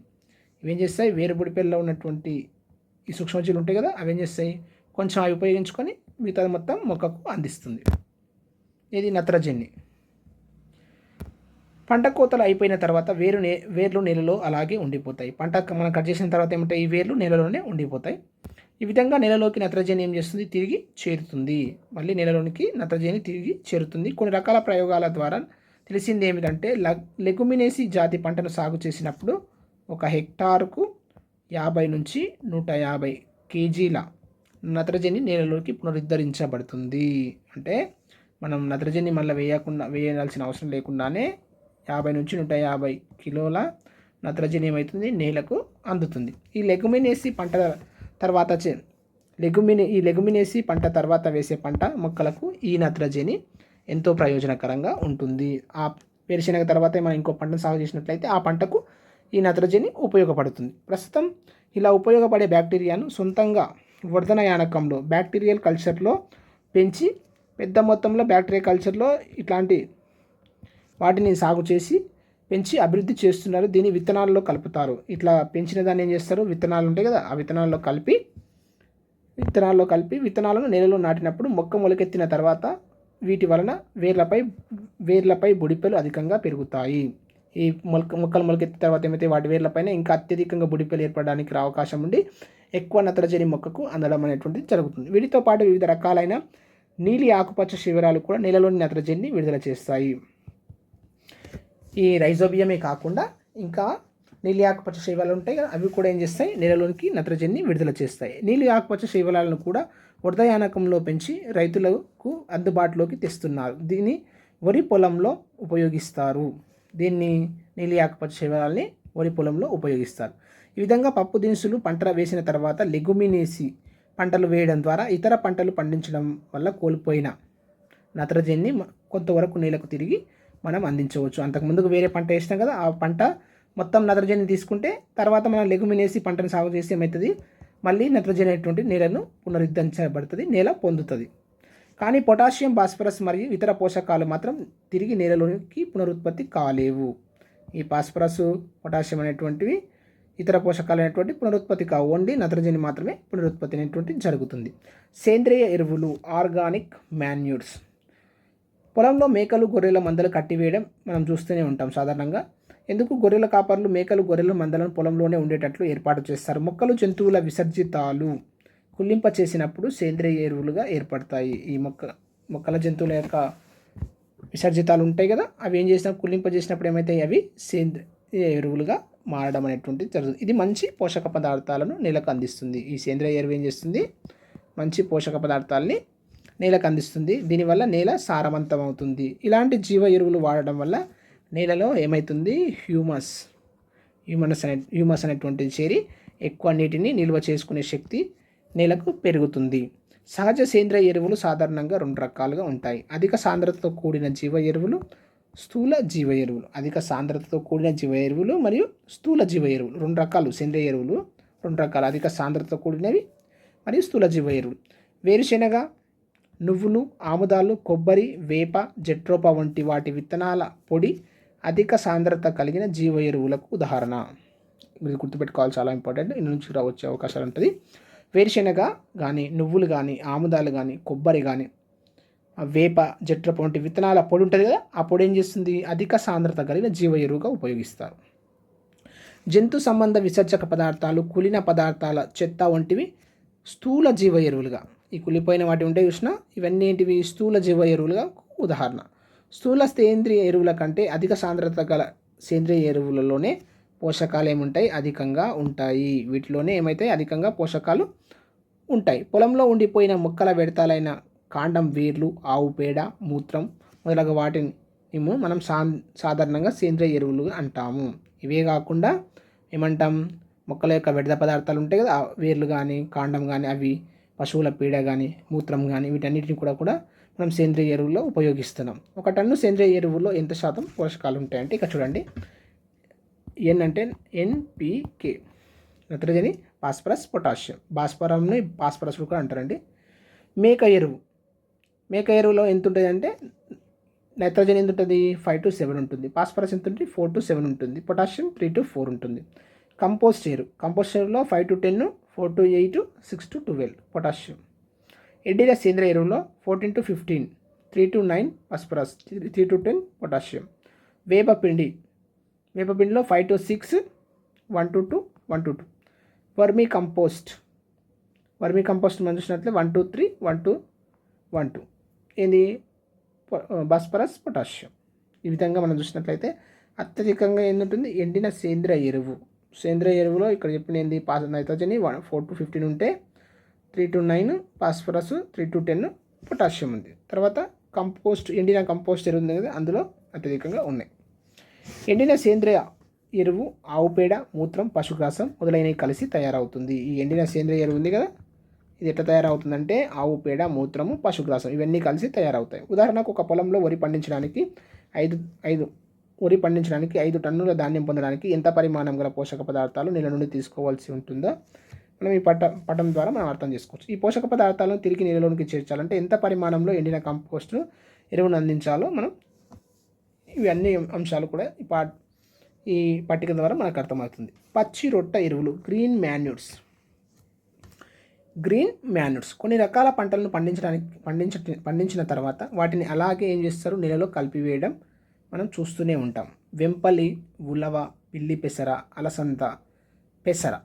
వెంపలి, ఉలవ, పిల్లి పెసర, పెసర, అలసంద వంటి పంటలు ఏం చేస్తారు? పంటలు పెంచి పొలంలో కలియ దున్నుతారు. ఈ పంటలు ఏం చేస్తారు? పెంచుతారు. పెంచి వాటిని అట్టనే నేలలో కలిపేసి దున్నేస్తారు. తర్వాత నీరు పెడతారు. ఈ మొక్కలు కుళ్ళిపోయి ఏమైతాయి? మంచి ఎరువుగా తయారవుతాయి. దీన్ని మనం పచ్చి రొట్ట ఎరువులు అని అంటాం. ఇలా పచ్చి మొక్కల ద్వారా నేలకు పోషకాలు అందించే వాటిని మనం పచ్చి రొట్ట ఎరువులు అని అంటాము. పచ్చి రొట్ట ఎరువులు అని అంటాం. ఈ పంటల వివరాలు, ఈ పంటల వల్ల నేలలో చేరే నత్రజని వివరాలు మనం ఇక్కడ చూద్దాం. పిల్లి పెసర చిక్కుల నుంచి 7.1 కిలోగ్రాముల నత్రజని నేలకు అందుతుంది. వెంపలి నుంచి 6.2, ఉలవ నుంచి 3.2, పెసల నుంచి 7.2, అలసంద నుంచి 7.8, ఎర్రకందుల నుంచి 8.5. ఎక్కువగా దేని నుంచి అందుతుంది? ఎర్రకందులు, అలసంద. 1 హెక్టార్ 8 to 25 టన్నుల పచ్చి రొట్ట ఎరువు పంటను పండించి నేలలో కలి దున్నినప్పుడు 1 హెక్టార్ భూమిలో 8 to 25 టన్నుల పచ్చి రొట్ట ఎరువు పంటను పండించి నేలలో కలి దున్నినప్పుడు 70 నుంచి 90 కేజీల నత్రజని నేలకు పునరుద్ధరించబడుతుంది. 70 నుంచి 90 కేజీల నత్రజని ఉంటుంది. ఆ నత్రజని నేలకు అందించడం అనేటువంటిది జరుగుతుంది. రైతులు పచ్చి రొట్ట ఎరువు కోసం పంట పండించడానికి సమయం లేకపోతే ఆకుపచ్చని ఆకులను ఎరువుగా వాడుకోవచ్చు. ఒకవేళ పచ్చి రొట్ట పంట దాన్ని నాటి అది పెద్దగా అయ్యి దాన్ని కలిగి దున్నడానికి సమయం లేకపోతే ఏం చేయొచ్చు? వాటి ఆకులను కూడా ఎరువుగా వాడుకోవచ్చు. ఏ ఆకులనైనా పచ్చి రొట్ట ఎరువు తయారు చేసుకోవచ్చు. వీటిని గ్రీన్ లీఫ్ మాన్యూర్ అని అంటారు. ఆకు ఎరువులని కూడా అంటారు. అలాంటి వాటిని మనం ఏమంటాం? ఆకు ఎరువులు లేదా గ్రీన్ లీఫ్ మాన్యూర్ అని అంటాం. పంటలన్నీ లెగుమినేసి జాతికి చెందినవి కాదు, పట్టికలు ఉన్నాయండి. ఇవన్నీ కూడా లెగుమినేసి జాతికి చెందినటువంటివే ఈ పంటలన్నీ కూడా. పచ్చిరొట్ట ఎరువుల కోసం పంటలు పండించడానికి గల కారణాలు చెప్పండి. ఈ విధంగా పచ్చిరొట్ట ఎరువుల కోసం పంటలు పండించడానికి కారణాలు చెప్పండి గల. నెక్స్ట్ భూస్వార పరీక్ష, సాయిల్ టెస్టింగ్. నెక్స్ట్ ఏంటి? Soil test. తర్వాత వర్మి కంపోస్ట్, సేంద్రియ వ్యవసాయం మరియు కీటకనాశకాలు, కలుపు మొక్కలతో ఈ పాఠ్యాంశం ఉంటుంది. Next soil test. రైతులు తమ పొలంలో ఏ విధమైన పంటను సాగు చేయాలో ఎలా తెలుసుకుంటారంటే నేలకు ఏ రకమైన పంట అనువైనదో ఎలా తెలుసుకుంటారా అనే అనుభవం ఉన్న రైతులు నేల రంగు, రూపు చూసి నేల రకాన్ని చెప్పగలరు. రంగు మరియు దాని రూపు చూసి ఏం చేస్తారు? వాళ్ళు నేల రకాన్ని చెప్పగలుగుతారు. అయితే వ్యవసాయ అధికారులు, భూస్వార పరీక్ష నిపుణులు నేలలోని మట్టిని పరీక్షించి ఏ పంటలు వేయాలో ఏ పంటలు వేయకూడదో సూచనలు ఇస్తారు. ఎవరెవరు? వ్యవసాయ అధికారులు మరియు భూస్వార పరీక్ష నిపుణులు. భూసార పరీక్ష కేంద్రాల గురించి మీరు ఎప్పుడైనా విన్నారా? భూసార పరీక్ష నిపుణుల పొలంలో అక్కడక్కడ నేలను తవ్వి మట్టి నమూనాలను సేకరిస్తారు. వీటిని పరీక్షించి ఇవి ఎంత వరకు సారవంతమైనవో తెలియజేస్తారు. ఇలా చేయడం వల్ల నేలకు సంబంధించిన అన్ని విషయాలు మనకు తెలుస్తాయి. భూసార పరీక్ష కేంద్రాలు డివిజన్ స్థాయిలో, జిల్లా స్థాయిలలో ఉంటాయి.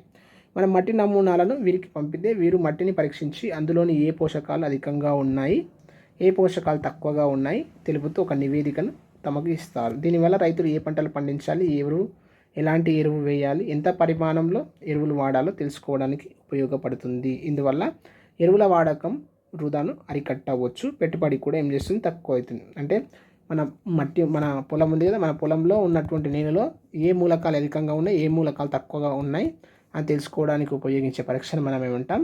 భూస్వార పరీక్ష లేదా సాయిల్ టెస్ట్ అని అంటాం. ఇది ఎవరు చేస్తారంటే భూస్వార పరీక్ష నిపుణులు చేసి మనకు ఒక నివేదికను అందిస్తారు. దాని ద్వారా మనం మరుసటి సంవత్సరంలో పంట పండించే ముందు ఏం చేయాలి?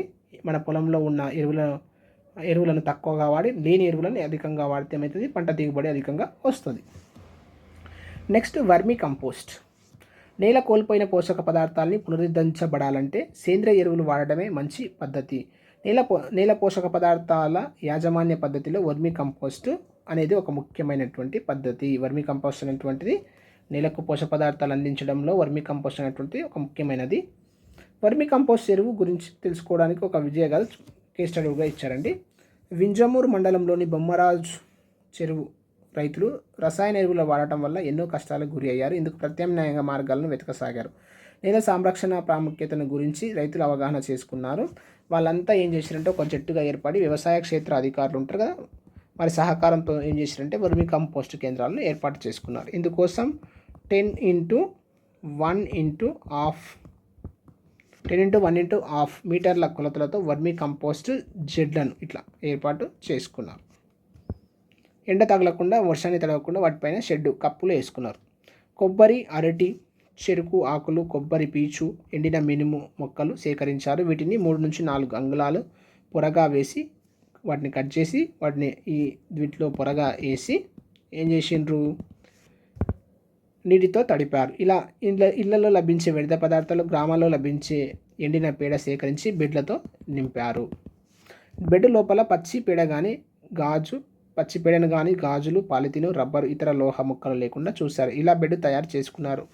2 వారాల తర్వాత వీటిలో చదరపు మీటర్కు 1000 చొప్పున ఏం చేశారు, వానపాములను వదిలి వాటిపై గోనె సంచులతో కప్పి ఉంచారు. వాటిపై నీళ్లు చిలకరిస్తూ 30-40% తేమ ఉండేటట్టు 60 రోజుల తర్వాత మొదటిసారి ఎరువును సేకరించారు. ఎప్పుడు 60 డేస్ తర్వాత మళ్ళీ ఎరువును తీసుకున్నారు. రెండోసారి ఏం చేశారు, 40-45 డేస్ తర్వాత ఎరువును సేకరించారు. ఇలా ప్రతి సంవత్సరం ఈ బెడ్ల నుంచి ఏం చేశారు, 6 సార్లు 6 టైమ్స్ ఎరువును పొందేవారు.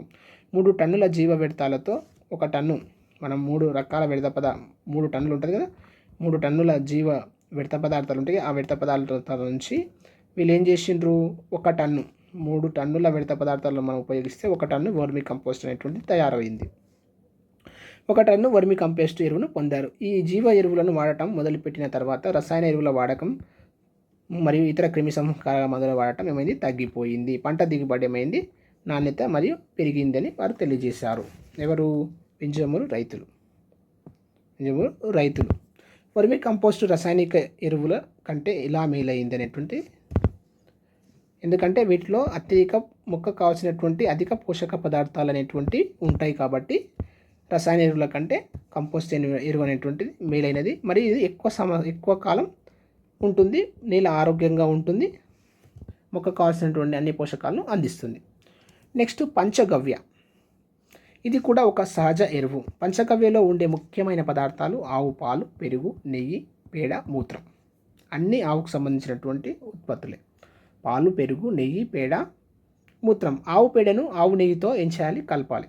ఆవు నెయ్యితో కలిపి 4 రోజులు అలాగే ఉంచాలి. 5వ రోజు దీనికి ఏం చేయాలి, మూత్రము, పాలు, పెరుగు ఇవి కలిపిన తర్వాత కళ్ళు, కొబ్బరి నీరు, చెరుకు రసం వంటివి కలపాలి. దీనికి అరటిపండ్ల గుజ్జు కలిపి 10 డేస్ అలాగే ఉంచాలి. ప్రతిరోజు ఉదయం సాయంత్రం ఏం చేయాలి, దీన్ని కలిపి ఇలా చేస్తే పొలంలో స్ప్రేయర్ల ద్వారా చల్లడానికి వీలైన పంచగవ్య తయారవుతుంది. తెగుళ్ళు వచ్చినప్పుడు ఆ మొక్కల మీద పిచికారీ చేయడానికి పంచగవ్య రెడీ అవుతుంది. 3% పంచగవ్య పంట బాగా పెరగడానికి, అధిక దిగుబడిని సాధించడానికి తోడ్పడుతుంది. దీన్ని కోళ్ళకు, చేపలకు కూడా ఆహారంగా ఉపయోగిస్తారు. ఈ పంచగవ్యను ఏమేం కావాలి, ఆవు పాలు, ఆవు పేడ, ఆవు మూత్రం, ఆవు నెయ్యి, ఆవు పెరుగు. దీన్ని మనం ఏమంటాం, పంచగవ్య. 5 ముఖ్యమైన పదార్థాలు యూజ్ చేస్తున్నాం కాబట్టి పంచగవ్య అని అంటాం. సేంద్రియ వ్యవసాయం, ఆర్గానిక్ ఫార్మింగ్. రసాయనిక ఎరువుల వాడటం వల్ల మనం 20-30 సంవత్సరాలు అధిక ఉత్పత్తి సాధించగలం. రసాయనిక ఎరువులను వాడటం వల్ల మనం ఏం చేయొచ్చు, 20-30 సంవత్సరాల వరకు అధిక దిగుబడిని సాధించగలం. ఆ తర్వాత నేల మొక్కలు మొలవడానికి కూడా పనికి రాకుండా పోతుంది. ఆ తర్వాత 20-30 సంవత్సరాల తర్వాత ఏమైంది, ఆ నేలలో మొక్కలు కూడా మొలవు. ఈ రసాయనిక పదార్థాలు నేల సారాన్ని ఏం చేస్తాయి, నాశనం చేస్తాయి. నేల ఆరోగ్యాన్ని, సాయిల్ హెల్త్ ఉంటేనే ఏమవుతుంది, ఎరువులు వాడకం వల్ల ప్రయోజనం ఉంటుంది. ఇవన్నీ ఈ కృత్రిమ ఎరువులు ఏం చేస్తాయంటే నేల సారాన్ని తగ్గిస్తాయి. నేల ఆరోగ్యంగా ఉంటేనే ఎరువులు ఎన్ని వాడినా ఉడక ప్రయోజనం ఉంటుంది, లేకుంటే ఎరువుల వాడకం వృధా. నేల ఆరోగ్యంగా ఉండాలి, అప్పుడే ఎరువులను వాడితే ఇంకా మంచిగా ఉంటుంది. నేల దీర్ఘకాలంగా అధిక దిగుబడిని ఇవ్వడం అనేటువంటిది నేలలోని పోషకాలపైన మరియు సరైన భౌతిక, రసాయనిక, జీవ సంబంధ లక్షణాలపైన ఆధారపడి ఉంటుంది. నేల అనేటువంటిది అధిక దిగుబడి అంటే అత్యధిక దిగుబడిని ఇవ్వాలంటే భౌతిక, రసాయనిక, జీవ సంబంధ లక్షణాలపై ఆధారపడి ఉంటుంది. నేల స్వభావాన్ని, సారవంతాన్ని పెంచడానికి గాను సేద్యం వెలుగులోకి వచ్చింది. ఇది ప్రాచీన వ్యవసాయ విధానమే. ఈ రకమైన వ్యవసాయంలో రైతులు సహజ ఎరువులను వాడటం మరియు సహజ శత్రువులతో కీటకాలను అదుపు పెట్టే పద్ధతులను ఉపయోగిస్తారు. పంట మార్పిడి, మిశ్రమ పంటలను పండించడం వంటి పద్ధతులను కూడా అవలంబిస్తారు. వీటిలో సహజ ఎరువులు వాడతారు మరియు కీటకాలను సహజ పద్ధతులు చంపడం, తర్వాత పంట మార్పిడి చేయడం, మిశ్రమ పంటలను పండించడం వంటి పద్ధతులను అవలంబిస్తారు. సేంద్రియ సేద్యంలో అధిక దిగుబడిని సాధించడం కోసం రైతులు రసాయనిక ఎరువులకు బదులుగా ఏం చేస్తారు? సేంద్రియ ఎరువులను ఉపయోగిస్తారు. వాతావరణం నుండి పోషకాలను నేలకు తద్వారా మొక్కలకు అందించడానికి ఉపయోగపడే కొన్ని రకాలైన సూక్ష్మజీవులు కూడా ఉంటాయి. ఉపయోగపడే కొన్ని రకాల సూక్ష్మజీవులు ఉంటాయి. వీటిని జీవ ఎరువులు లేదా మైక్రోబియల్ కల్చర్ అని అంటారు. ఈ సేంద్రియ వాతావరణం నుండి పోషకాలను నేలకు అందించడానికి ఇప్పుడు మనం రైజోబియం అని చెప్పుకున్నాం కదా, అట్లా ఏం చేస్తాయి? కొన్ని సూక్ష్మజీవులు ఉంటాయి. అలాంటి వాటి నుంచి తయారీ ఎరువులను మనం ఏమంటాం? జీవ ఎరువు లేదా మైక్రోబియల్ కల్చర్ అని అంటాం. జీవ ఎరువులు 2 రకాలు. నత్రజని స్థాపన చేసేవి, తర్వాత పాస్పరస్ నేలలో కరిగించేవి. నత్రజని స్థాపన చేసేవి ఒక రకమైనవి, భాస్వరాన్ని నేలలో కరిగించేవి. ఇక్కడ చూడండి, నత్రజని స్థాపన చేసేటివి అంటే ఏ సూక్ష్మజీవులు అంటే రైజోబియం, అజిటోబాక్టర్, అజోస్పైరిల్లం.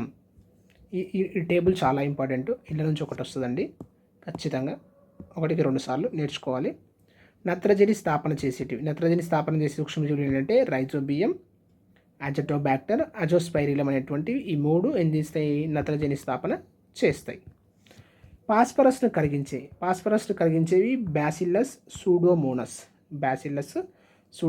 అనేటువంటివి ఏం చేస్తాయి? పాస్పరస్ను కరిగిస్తాయి. ఇవి బ్యాక్టీరియాలు. ఈ bacillus Pseudomonas, rhizobium, Azotobacter, Azospirillum ఇవన్నీ ఏంటివి? బ్యాక్టీరియాలు. ఇవేమో నత్రజనిని స్థాపిస్తాయి, ఇవేమో పాస్పరస్ కరిగించేవి.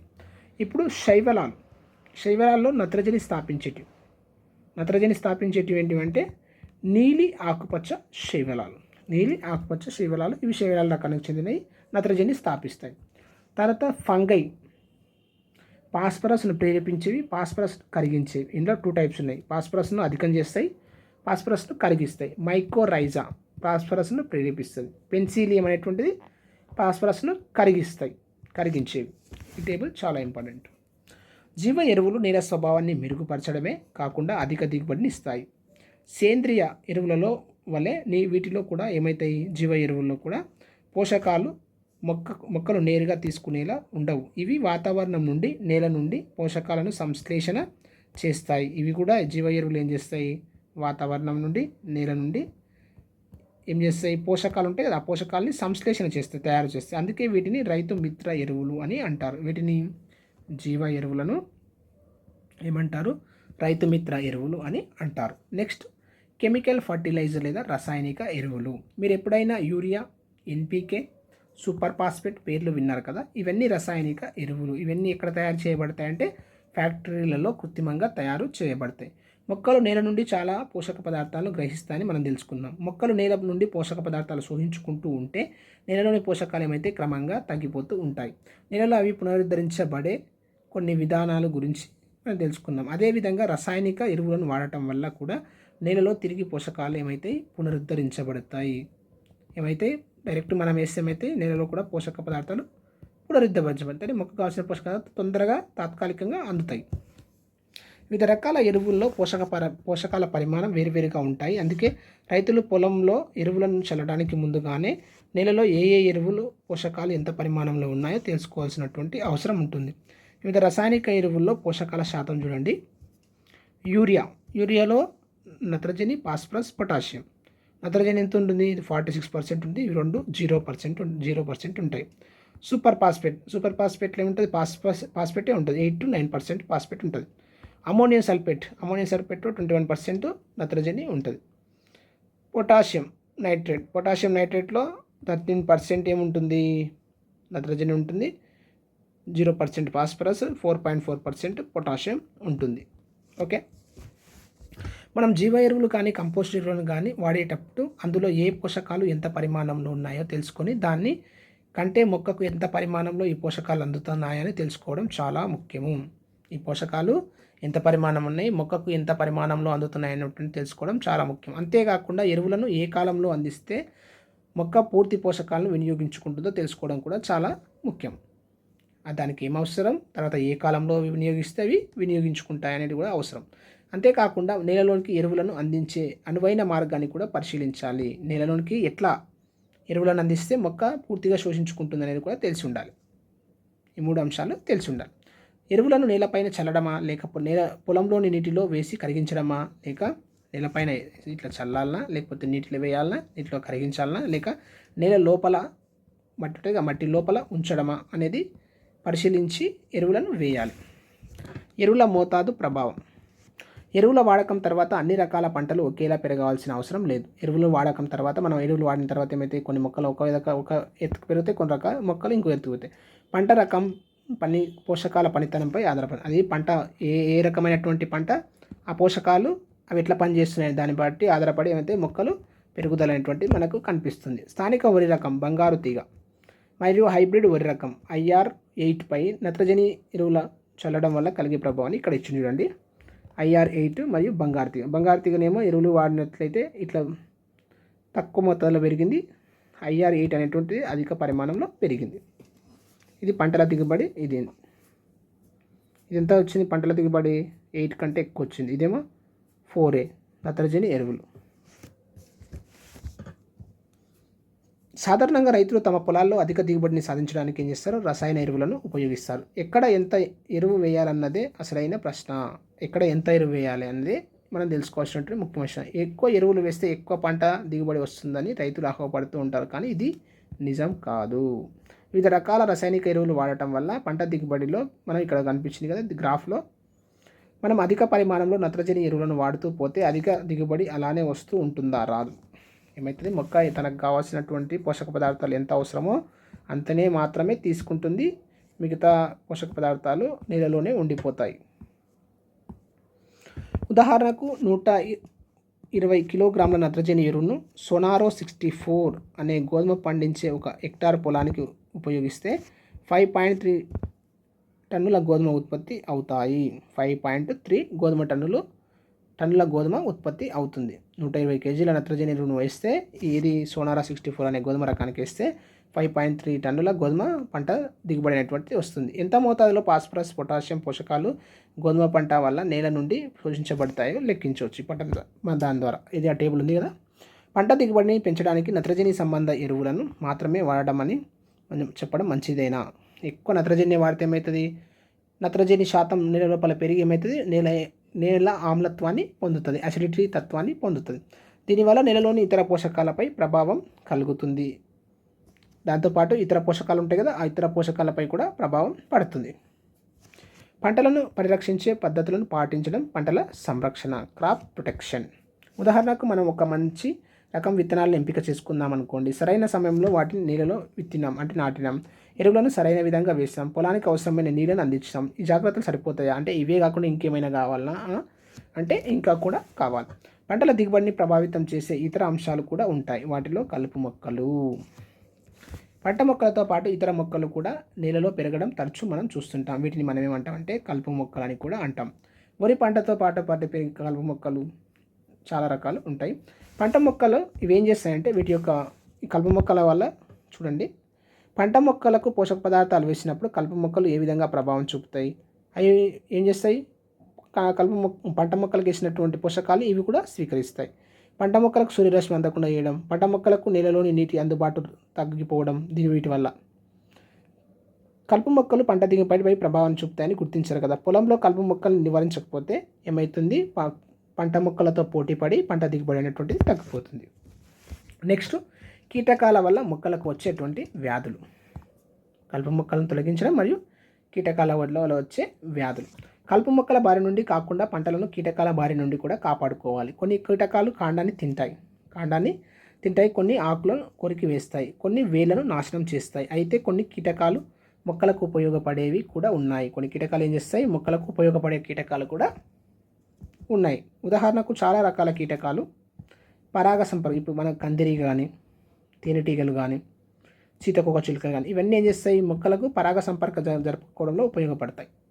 ఇలాంటివి వాటిని మనం ఉపయోగకర కీటకాలు అని అంటాం. ఉపయోగపడే కొన్ని కీటకాలు మొక్కలకు ఉపయోగపడే కూడా ఉన్నాయి. ఉదాహరణకు చాలా రకాల కీటకాలు మొక్కల్లో పరాగ సంపర్కం జరగడానికి తోడ్పడతాయి. చాలా రకాల సూక్ష్మజీవులు మొక్కల్ని ఏం చేస్తాయి, నాశనం చేస్తాయి. మనం వాటిని కళ్ళతో చూడలేకపోయినప్పటికీ మొక్కలకు కలిగజేసే నష్టాన్ని, వాటి ప్రభావాన్ని చూడగలుగుతాం. ఏం చేస్తాయి, ఈ మొక్కలకు వాటి జరిగే నష్టాన్ని, ప్రభావాన్ని మనం చూడవచ్చు. అవి ఆ కీటకాలు మనకు కనిపించకపోయినా వాటి ప్రభావం మనకు కనిపిస్తుంది. ఆకులు ముడుచుకుపోవడం, లేకపోతే రంగును కోల్పోవడం, ఆకులపై కాండంపై ఆకులు కానీ కాండంపై కానీ ఏమైతాయి, చారల్ లాంటి నిర్మాణాలు ఏర్పడతాయి. బూజులు పెరగడం వంటి లక్షణాలు మనకు కనిపిస్తాయి. రంగులు కోల్పోవడం అనేటువంటిది జరుగుతుంది. కీటకాల వల్ల కలిగే వ్యాధులు పంట దిగుబడిని ప్రభావితం చేస్తాయి. కీటకాల వల్ల కలిగే వ్యాధులు ఉంటాయి కదా, వ్యాధులు ఏం చేస్తాయి, పంట దిగుబడిని తగ్గిస్తాయి. ఈ సమస్యను మనం ఏ విధంగా పరిష్కరించుకోవాలన్నదే ప్రశ్న. ప్రస్తుతం రైతులు కీటకనాశకాలను, శిలీంద్రనాశకాలను, ఇతర రాసాయనిక పదార్థాలను ఏం చేస్తున్నారు, ఉపయోగిస్తున్నారు. ఈ సమస్యను ఎదుర్కోవడానికి మరికొన్ని ఇతర మార్గాలు కూడా ఉన్నాయి. ఉదాహరణకు కలుపు మొక్కలను తొలగించడం. ఏం చేయాలి, కలుపు మొక్కలను మన పొలం నుంచి తొలగిస్తే ఏమవుతుంది, చాలా వరకు కొన్ని రకాల కీటకాలను మనం తొలగించవచ్చు. కీటకాలను పట్టుకొని పొలం నుండి ఏరివేయడం, కలుపు మొక్కలను తీసేయడం. ఏం చేయాలి, కీటకాలను పట్టుకొని పెద్ద ఉన్న కీటకాలను పట్టుకొని ఏం చేయాలి, దాన్ని పొలం నుంచి తీసేయాలి. కీటకనాశకాలు సాధారణంగా రసాయనిక పదార్థాలు. ఇవి కీటకాలను విష ప్రభావానికి గురి చేస్తాయి. కీటకనాశనాలను ఉపయోగిస్తూ పోతే ఏమవుతుందంటే కీటకాలు వాటిని నాశనం చేసే రసాయనాలకు ఏమైతే నిరోధకతను, ఇమ్యూనిటీని పెంచుకుంటాయి. మనము ప్రతిసారి కీటకాలు ఏం చేస్తున్నాయి, పంట నాశనం చేస్తున్నాయి, ఎక్కువ పురుగుల మందం పిచికారి చేసినట్లయితే ఏమవుతాయి, అవి ఏం చేస్తాయి, ఈ కీటకాలకు కూడా నిరోధకతను కలిగించుకుంటాయి. అంటే ఆ కీటకాల నుంచి అవి తట్టుకొని నిలబడతాయి, ఇమ్యూనిటీని పెంచుకుంటాయి. దాన్ని నిరోధకతను పెంచుకోవడం అని అంటాం. దోమలను దృష్టిలో ఉంచుకొని మనం ఈ విషయాన్ని కూడా మనం చూడవచ్చు. దోమలు ఏం చేస్తాయి, ఎన్ని మందులు కొట్టిన ఉడక, ఎన్ని క్రిమి సంహారక మందులు కానీ ఎలాంటి రిపలెంట్స్ ఉడక యూజ్ చేసిన ఉడక మనం ఏం చేస్తున్నాయి, దోమలు ఏమి చేస్తున్నాయి, ఇంకా వాటి సంతతిని అభివృద్ధి చేసుకుంటాయి. అంటే అవి నిరోధకతను పెంచుకుంటున్నాయి.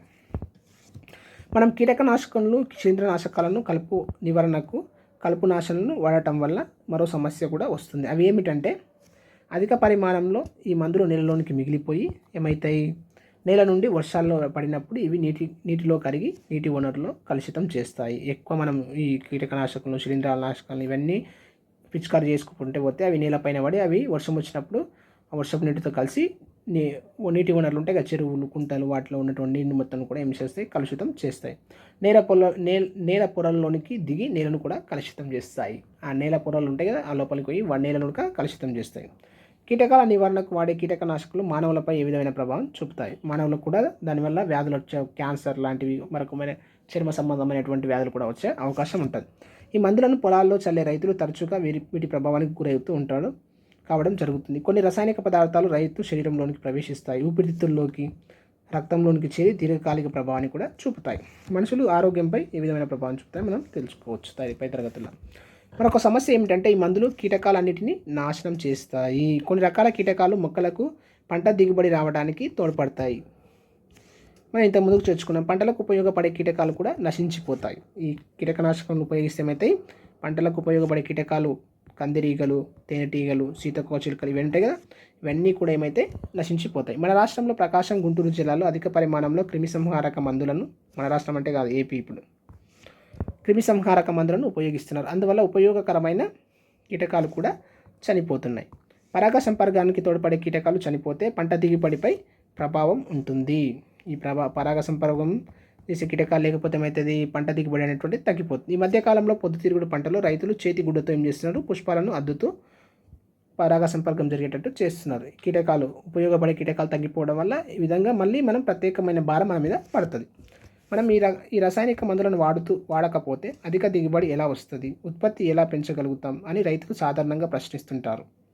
ఈ సమస్య ఉత్పన్నం కాకుండా కొన్ని పద్ధతులు ఉన్నాయని శాస్త్రవేత్తలు తెలియజేస్తున్నారు. ఉదాహరణకు మనం ఆహార గొలుసును ఉపయోగించి కీటకనాశనలు ఏం చేయొచ్చు, తొలగించవచ్చు.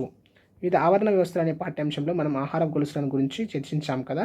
కొన్ని రకాల కీటకాలు ఏం చేస్తే ఇతర కీటకాలని తింటాయి. వీటిని ఏమంటాం, పరభక్షకాలు లేదా ప్రిడేటరీ ఇన్సెక్ట్స్ అని అంటాం. పరభక్షకాలు అని అంటాం. ఏం చేస్తే ఒక కీటకం ఉంటుంది, ఇంకో కీటకాన్ని ఏం చేస్తుంది, అది ఆహారంగా తీసుకుంటుంది. ఇలాంటి కీటకాలను ఉపయోగించి హాని కలిగించే కీటకాలను నివారించవచ్చు. కొన్ని రకాల పక్షులు కూడా కీటకాలను తింటాయి. అలాంటి పక్షులను కూడా ఉపయోగించి కీటకాలను పంట మొక్కల నుండి రక్షించుకోవచ్చు. కొందరు అపాయకరమైన కీటకాలను ఏరివేసి చంపడం ఒక మంచి పద్ధతి. ఈ పద్ధతి వల్ల కూడా ఎలాంటి సమస్య ఏమిటంటే వాటికి ఏమైతే ఎక్కువ సమయం పడుతుంది. పురుగులను పట్టుకొని వాటిని వేరి చంపడం అనేటువంటిది, తీసివేయడం అనేటువంటిది ఎక్కువ సమయం పడుతుంది, ఖర్చుతో కూడా కూడుకున్నది, ఎక్కువ సమయం పడుతుంది. కానీ ఈ పద్ధతికి మద్దతు తెలిపే వాళ్ళు చెప్పేది ఏమిటంటే పంట పొలం మధ్యలో దీపపు తెరలను వల్ల ఉంచితే ఏమవుతుంది, దీపతెరను ఉంచడం వల్ల కీటకాలన్నీ దాని ఆకర్షణకు లోనై ఒకే చోటికి చేరుతాయి. ఇలా చేయడం వల్ల వాటిని ఏరివేయడం సులభతరం అవుతుంది. దీపపు తెరలను ఉపయోగిస్తే అవి ఏమైతే ఆ దీపపు తెరలకు ఆకర్షించబడి అన్నీ ఒక దగ్గరికి వస్తాయి. అప్పుడు ఏం చేయాలి, వాటన్నిటిని తీసుకొని పొలం నుంచి వేరి పారేయాలని అట్లా సులభంగా చేయవచ్చు.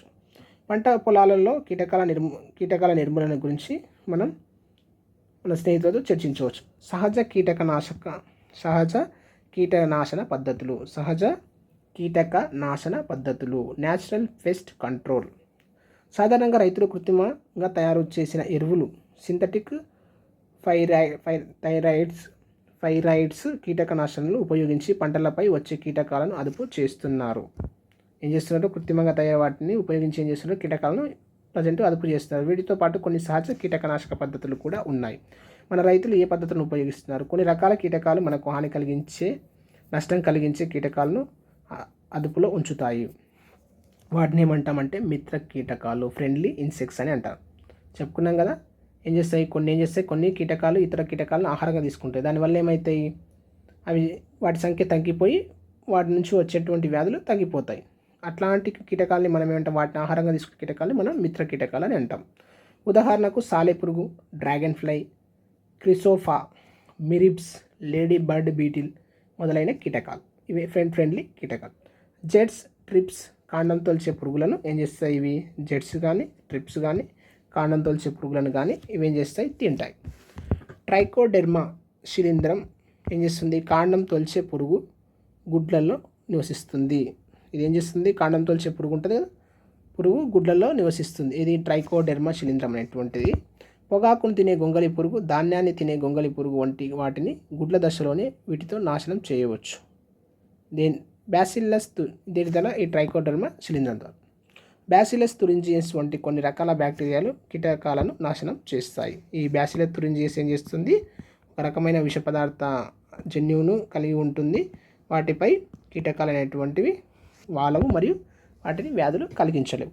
కొన్ని రకాల మిశ్రమ పంటలు కీటకాలను, వ్యాధులను అదుపు ఉంచుతాయి. మిశ్రమ పంటలను మనం ఒకే పొలంలో విభిన్న పంటలు మన సాగు చేస్తే ఏమైతే కూడా కీటకాలు కూడా ఏమైతే అదుపులో ఉంచుతాయి. వరి సాగు చేసిన తర్వాత మినుములు, వేరుశనగ పంటలను పండిస్తే వరిలో వచ్చే టుంగుర వైరస్ను అదుపులో ఉంచవచ్చు. వరి సాగు చేసిన తర్వాత మినుములను సాగు చేస్తే ఏమవుతుందంటే వేరుశనగ పంటను పండిస్తే వచ్చే వరి సాగు చేసిన తర్వాత మినుములు సాగు చేయడం, లేకపోతే వేరుశనగ పంటను పండిస్తే వరిలో వచ్చే టుంగురు వైరస్ని ఏం చేయొచ్చు, అదుపు ఉంచండి. అంటే వరుసగా మనం వరి వేయం కాబట్టి ఒక పంట తర్వాత ఇంకో పంటను సాగు చేస్తాం కాబట్టి వాటికి సంబంధించినటువంటి కీటకాలు, సూక్ష్మజీవులు అనేటువంటివి నశిస్తాయి. అట్లా మనం వేరుశనగ పంటను పండిస్తే వరిలో వచ్చే టుంగురు వైరస్ని ఏం చేయొచ్చు, అదుపు చేయవచ్చు. అంటే ఆ వరిని పండించిన తర్వాత దీన్ని పండిస్తే. పత్తి పండిన తర్వాత మొక్కజొన్న, నువ్వులను పండిస్తే ధాన్యం తినే పురుగు ఉంటాయి కదా, గొంగలి పురుగులను అదుపు చేయవచ్చు. పత్తిని పండించిన తర్వాత మొక్కజొన్న, నువ్వులను పండిస్తే గొంగలి పురుగులను అదుపు చేయవచ్చు. కందులాట పండిన తర్వాత మొక్కజొన్న, జొన్న వంటి పంటలు పండిస్తే కాండం తొలుచు పురుగులను మరియు ఎండు తెగుళ్లను నివారించవచ్చు. వీటిని ఆకర్షక పంటలు అని అంటారు. ఇట్లా సాగు చేసేటువంటి వాటిని మనం ఏమంటాం, ఆకర్షక పంటలు అని అంటాం.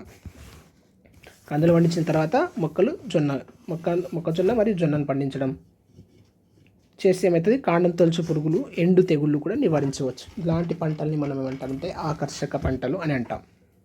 పంట ఉత్పత్తిలో అభివృద్ధి సాధించడం, నేల ఆరోగ్యాన్ని మరియు పర్యావరణాన్ని పరిరక్షించడం వ్యవసాయానికి ముందున్న సవాలు. వ్యవసాయంలో ఉండే గుణాత్మకమైన, వైవిధ్యభరితమైన ఆధునిక వ్యవసాయ పద్ధతులను గురించిన పరిజ్ఞానం రైతులకు ఉండడం అవసరం. ఇలాంటి అభ్యుదయ రైతుల గురించి మనం అనుబంధంలో ఇచ్చాడు, చూద్దాం. నెక్స్ట్, ఈ పాఠ్యాంశం ద్వారా మనం నేర్చుకునేది ఏంటంటే మన దేశ జనాభాకు సరిపోయేటట్లు ఆహార ఉత్పత్తి జరగడం లేదని తెలుసుకున్నాం. ఆహార ఉత్పత్తి దోహదపడే కారకాల్లో మన్నికైన విత్తనాలు, నేల స్వభావము, నీటిపారుదల, ఎరువుల లభ్యత, సక్రమ వినియోగం, వాతావరణం, కీటకాలు, కలుపు మొక్కల నియంత్రణ, ఇవన్నీ అంశాలు కూడా ఆహార ఉత్పత్తిని దోహదానికి కారకాలు. మిశ్రమ పంటలు రైతులకు రకరకాల పంట దిగుబడిని ఇవ్వడమే కాకుండా నేలను సారవంతంగా కూడా ఉంచుతాయి. ఈ మిశ్రమ పంటలు ఏం చేస్తాయి? రైతులకు రకరకాల పంట దిగుబడిని ఇవ్వడమే కాకుండా నేలను సారవంతంగా కూడా చేస్తాయి. సంకరీకరణ జెనెటిక్ ఇంజనీరింగ్ పద్ధతుల సహాయంతో మనకు కావాల్సిన లక్షణాలు గల వంగడాలను మనం పొందవచ్చు. మొక్కలకు 0.1% నీటిని మాత్రమే కార్బోహైడ్రేట్ల తయారీకి కిరణజన్య సంయోగ క్రియలు వినియోగించుకుంటాయి. 0.1% నీటిని మాత్రమే మొక్కలు కార్బోహైడ్రేట్ల తయారీకి వినియోగించుకుంటాయి. మొక్కలు పత్రరంధ్రాల ద్వారా కార్బన్ డయాక్సైడ్ను గ్రహించి నీటి ఆవిరి రూపంలో విడుదల చేస్తాయి. ఆరుతడి పంటలు నీటి లభ్యత తక్కువగా ఉన్న ప్రదేశాలకు అనువైనవి. ఈ ఆరుతడి పంటలు ఉన్నాయి కదా, ఇవి నీరున్న ప్రాంతాలకు నీటి లభ్యత తక్కువ ఉన్న ప్రదేశాలకు అనువైనవి. ఏవి? ఆరుతడి పంటలు. ఎందుకంటే రోజు నీటిని పెట్టాల్సినటువంటి అవసరం లేదు. ఈ వారానికి ఒకసారి నీటిని అందిస్తే సరిపోతుంది. మొక్కలకు నైట్రోజన్, ఫాస్ఫరస్, పొటాష్, ఎన్పికే వంటి లవణాలు ఎక్కువ మోతాదులో అవసరం. వీటిని ఏమంటామంటే స్థూల పోషకాలు అని అంటాం. ఎన్పికేని మనం ఏమంటాం? స్థూల పోషకాలు అని అంటాం. బోరాన్, ఇనుము, రాగి వంటి పోషకాలు చాలా తక్కువ మోతాదులో అవసరం కాబట్టి వీటిని సూక్ష్మ పోషకాలు అంటాం. బోరాన్, ఐరన్, కాపర్ వాటిని రాగి నాకు తక్కువ అవసరం కాబట్టి వీటిని సూక్ష్మ పోషకాలు అంటాం. నేల కోల్పోయిన పోషకాలను మిశ్రమ పంటల ద్వారా కానీ ఎరువులను వాడటం ద్వారా కానీ మనం తిరిగి పొందవచ్చు.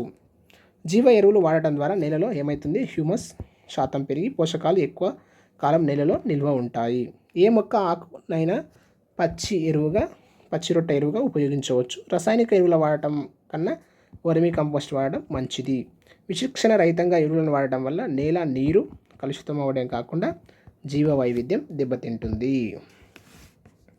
నెక్స్ట్ సంకరీకరణం గురించి, సంకర జాతులను గురించి మరియు ఆదర్శ రైతు గురించి కొన్ని అంశాలు చూద్దాం.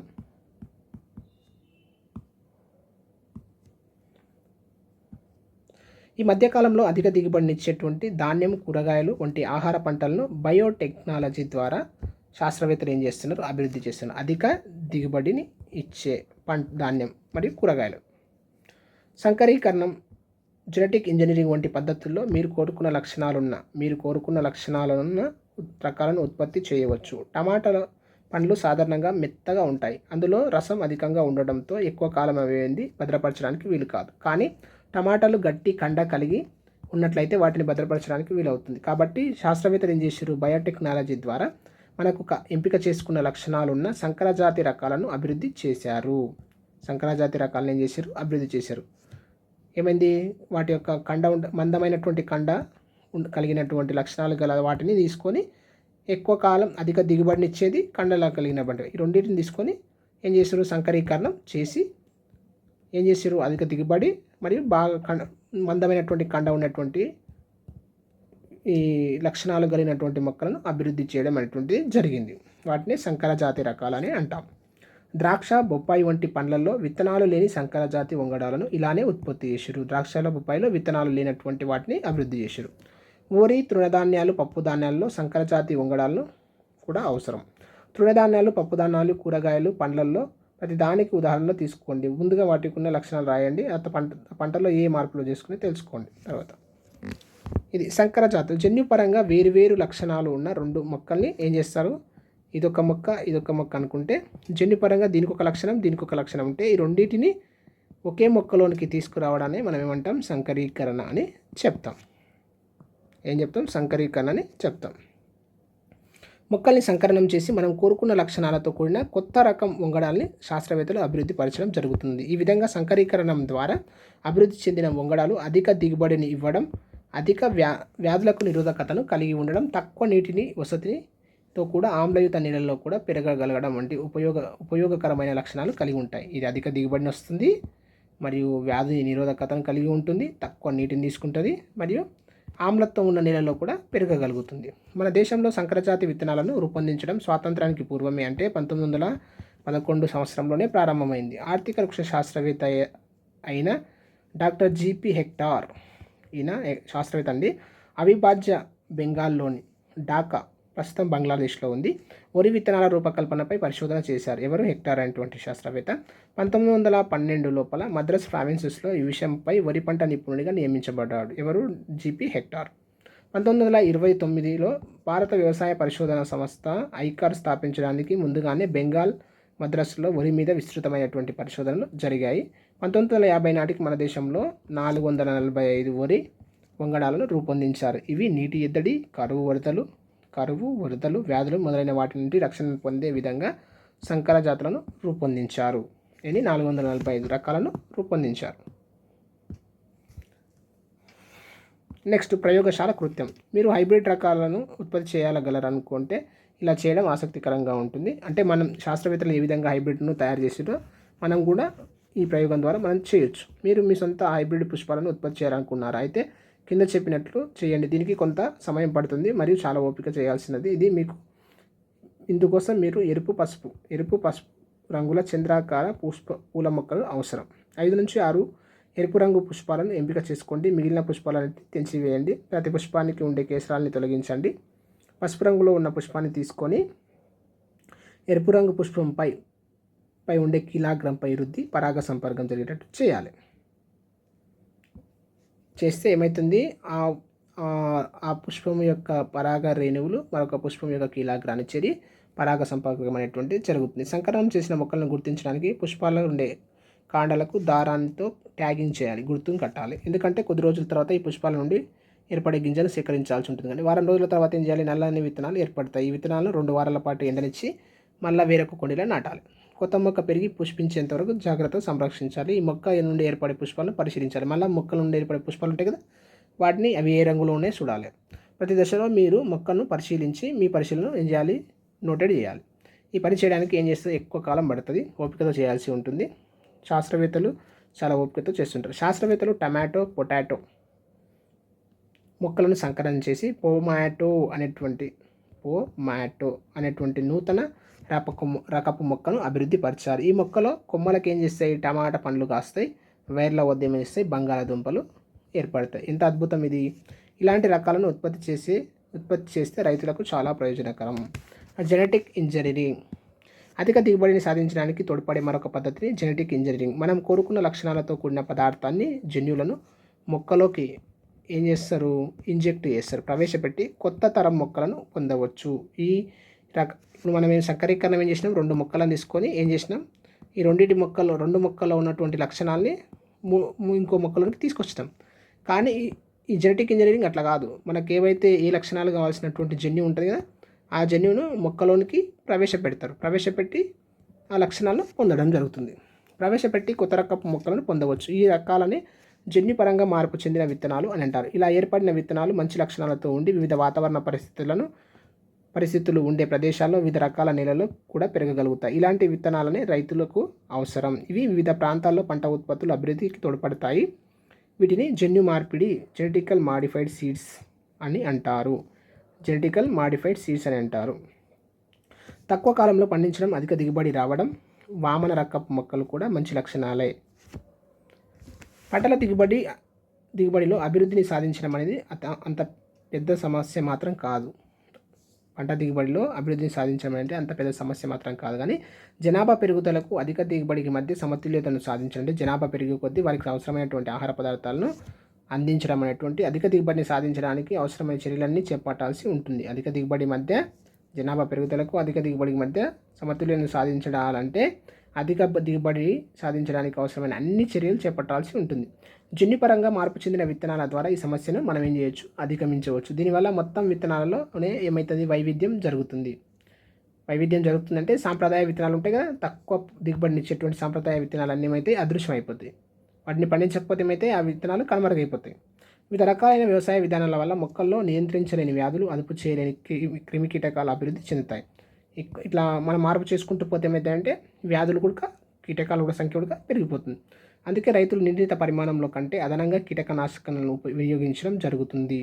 దీనివల్ల ఏమవుతుంది, పర్యావరణం కాలుష్యం అవుతుంది. ఉదాహరణకు బీటీ పత్తి, బీటీ వంకాయ వంటి విత్తనాలను వాడటం వల్ల రైతులు ఆత్మహత్యలు చేసుకునే పరిస్థితి ఏర్పడింది. బహుళజాతి విత్తనాల సంస్థలు ఇలాంటి విత్తనాలనే వాడమని ప్రపంచవ్యాప్తంగా రైతులపై ఒత్తిడి చేస్తున్నాయి. ఈ సమస్యపై మనం ఎలా ఉద్యమించాలని ఆలోచించాలి. అంటే ఇవి అందరికీ ఆహారాన్ని అందించడంలో ముఖ్యమే, కానీ మరియు ఆరోగ్యపరంగా మరియు సాంప్రదాయ విత్తనాల పరంగా మరియు పర్యావరణ పరంగా కొన్ని సమస్యలు కూడా ఉంటాయి. రైతు దేశానికి వెన్నెముక అని పొగిడిన అన్నపూర్ణ అని పిలిచిన మన రాష్ట్రంలోని వ్యవసాయం గిట్టుబాటు ధర కావడం లేదంటూ రైతులోకం ఏమైంది వ్యవసాయానికి దూరం అవుతున్న ప్రస్తుత తరుణంలో ఐక్యరాజ్య సమితి మొదలు ఎన్నో జాతీయ అంతర్జాతీయ అవార్డులు అందుకున్న నాయుడు గారి వ్యవసాయ క్షేత్రాన్ని ఎందరో దేశాధినేతలు శాస్త్రవేత్తలు ఏం చేశారు, సందర్శించారు. వ్యవసాయంలో ఎదురవుతున్న సవాళ్ళను ఎదుర్కోవాలంటే ఆధునిక సాంకేతికతను అందిపుచ్చుకోవాలి, మెలకువలు నేర్చుకోవాలని ఆయన మాటల్లో చెప్పిండు. చూద్దాం. గుడివాడ నాగరత్నం నాయుడు ఈయన పేరు. నేను చిన్న కారు రైతుని, అయినా ₹1 బ్యాంకు రుణం తీసుకోలేదు, పైసా అప్పుకు చేయలేదు. నా పొలంలో పండిస్తున్న తిండి గింజలనే నేను తింటున్నాను. నా పొలంలో పప్పు దినుసులని నేను ఉపయోగిస్తున్నాను. నూనె గింజలు, స్వచ్ఛమైన ఫలాలు, 10 మందికి ఆనందింపజేసే పుష్పాలు అన్నీ కూడా నా పొలంలోనే సాగు చేస్తున్నాను. మిరియాలు, యాలకులు, సుగంధ ద్రవ్యాలు నా పొలంలోనే పండిస్తున్నాయి. నా విజయానికి కారణం మిశ్రమ వ్యవసాయ విధానం. ఈయన విజయానికి ముఖ్య కారణం ఏంటి? మిశ్రమ వ్యవసాయ విధానం. తారామతిపేటలో రాళ్లరప్పలు ఉండేటువంటి 17 ఎకరాల భూమిలో 1 ఎకరంలో వ్యవసాయం ప్రారంభించాడంట. మిగతా 16 ఎకరాలు సాగు చేస్తున్నాడంట. తర్వాత మిగతా 16 ఎకరాల్లో కూడా సాగు చేస్తున్నట్టు. ఇప్పుడు మడుల్లో కుటుంబానికి సరిపడే తిండి గింజలు వేసుకున్నాను. వరి, వేరుశనగ, కంది, పెసర, మినుము వంటి పంటలు వేశాను. టమాటా, వంకాయ, కూరగాయలు కూడా వేశాను. పూలు, పండ్లు సాగు చేశాను. మొదట్లో ఏ శాస్త్రవేత్తని కలవలేదు, ఇప్పుడు ఆ శాస్త్రవేత్తలందరూ దానికి వస్తారని చెప్తున్నాడు. ఏ మొక్కకైనా కావాల్సిన పోషకాల్లో 85% ప్రకృతి నుంచి సూర్యరశ్మి ద్వారా అందుతాయి. మిగిలిన 15% భూమిలోని సూక్ష్మజీవుల ద్వారా గ్రహిస్తాయి. ఏ మొక్కలైనా 85% ఏమో ప్రకృతి సూర్యుడి నుంచి అందుతాయి. 15% ఏం చేస్తాయి? సూక్ష్మజీవులు ఉంటాయి కదా, బ్యాక్టీరియా, వైరస్, అవి అందిస్తాయి. సూక్ష్మక్రిముల ద్వారా గ్రహిస్తాయి. కాబట్టి భూమిలో సూక్ష్మజీవుల శాతాన్ని పెంచాలి. సూక్ష్మజీవుల శాతాన్ని పెంచాల్సిన అవసరం ఎంతో ఉందని తెలుసుకున్నాను. నేల ఆరోగ్యంగా ఉంటేనే మనం వేసిన ఎరువులను నేల మొక్కకు అందించగలుగుతుంది. నేల ఆరోగ్యం కాపాడాలంటే ఏం చేయాలి? సేంద్రియ విధానం తప్ప మరొకటి లేదన్న ఆయన గుర్తించినట్ట. ఎవరు? నాగరత్నం నాయుడు. ఒక మొక్క స్వయం సమృద్ధిగా ప్రకృతి నుంచి సహజ పోషకాలు కావాల్సినంత వినియోగించుకొని ఏం చేస్తుంది? మిగిలిన పోషకాలను తోటి మొక్కకు అందిస్తుంది. ఒక మొక్క ఉంది అనుకో, ఆ మొక్కకు అవసరమైన అన్ని పోషకాలు అందించుకొని అది ఏం చేస్తుంది? మిగిలిన పోషకాలు ఏం చేస్తుంది? ఇంకో మొక్కకు అందిస్తుంది. దీన్ని నేనేమంటా అంటే బయోడైవర్సిటీ అంటున్నాడు. ఎవరు? నాగరత్నం నాయుడు. ఉదాహరణకు కొన్ని మొక్కలు సూర్యరశ్మి ఎక్కువగా, కొన్నిటిని తక్కువగా, మరి కొన్నిటిని మితంగా అవసరం.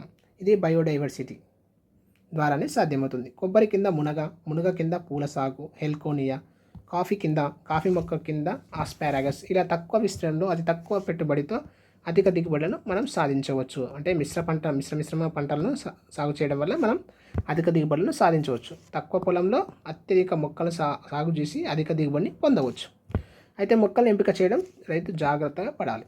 సాధారణంగా వరిలో ఎకరాకు 30 బస్తాలు పండించడమే కష్టం అంటున్నారు. నేను మాత్రం 92 బస్తాలు పండిస్తున్నాను ఆయన. శ్రీవరి సిస్టమ్ ఆఫ్ రైస్ ఇంటెన్సిఫికేషన్. శ్రీవరి సాగు అంటే ప్రత్యేకమైన వరి రంగడం అని చాలామంది రైతులు అనుకుంటున్నారు. చాలామంది రైతులు శ్రీవరి విత్తనాలు కావాలని అడగడం బట్టి చూస్తుంటే శ్రీవరి సాగుపై ప్రచారం, అవగాహన కార్యక్రమాలు రాష్ట్రంలో ముమ్మరంగా ప్రచారం చేయాల్సిన అవసరం ఉంది.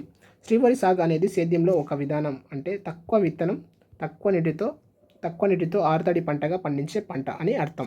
యథార్థానికి SRI అంటే సిస్టమ్ ఆఫ్ రైస్ ఇంటెన్సిఫికేషన్. ఈ ఫుల్ ఫామ్ గుర్తుపెట్టుకోవాలండి, చాలా important. System of rice intensification. ఏ వరి విత్తనానైనా తీసుకుని ఈ పద్ధతిలో పండించవచ్చు.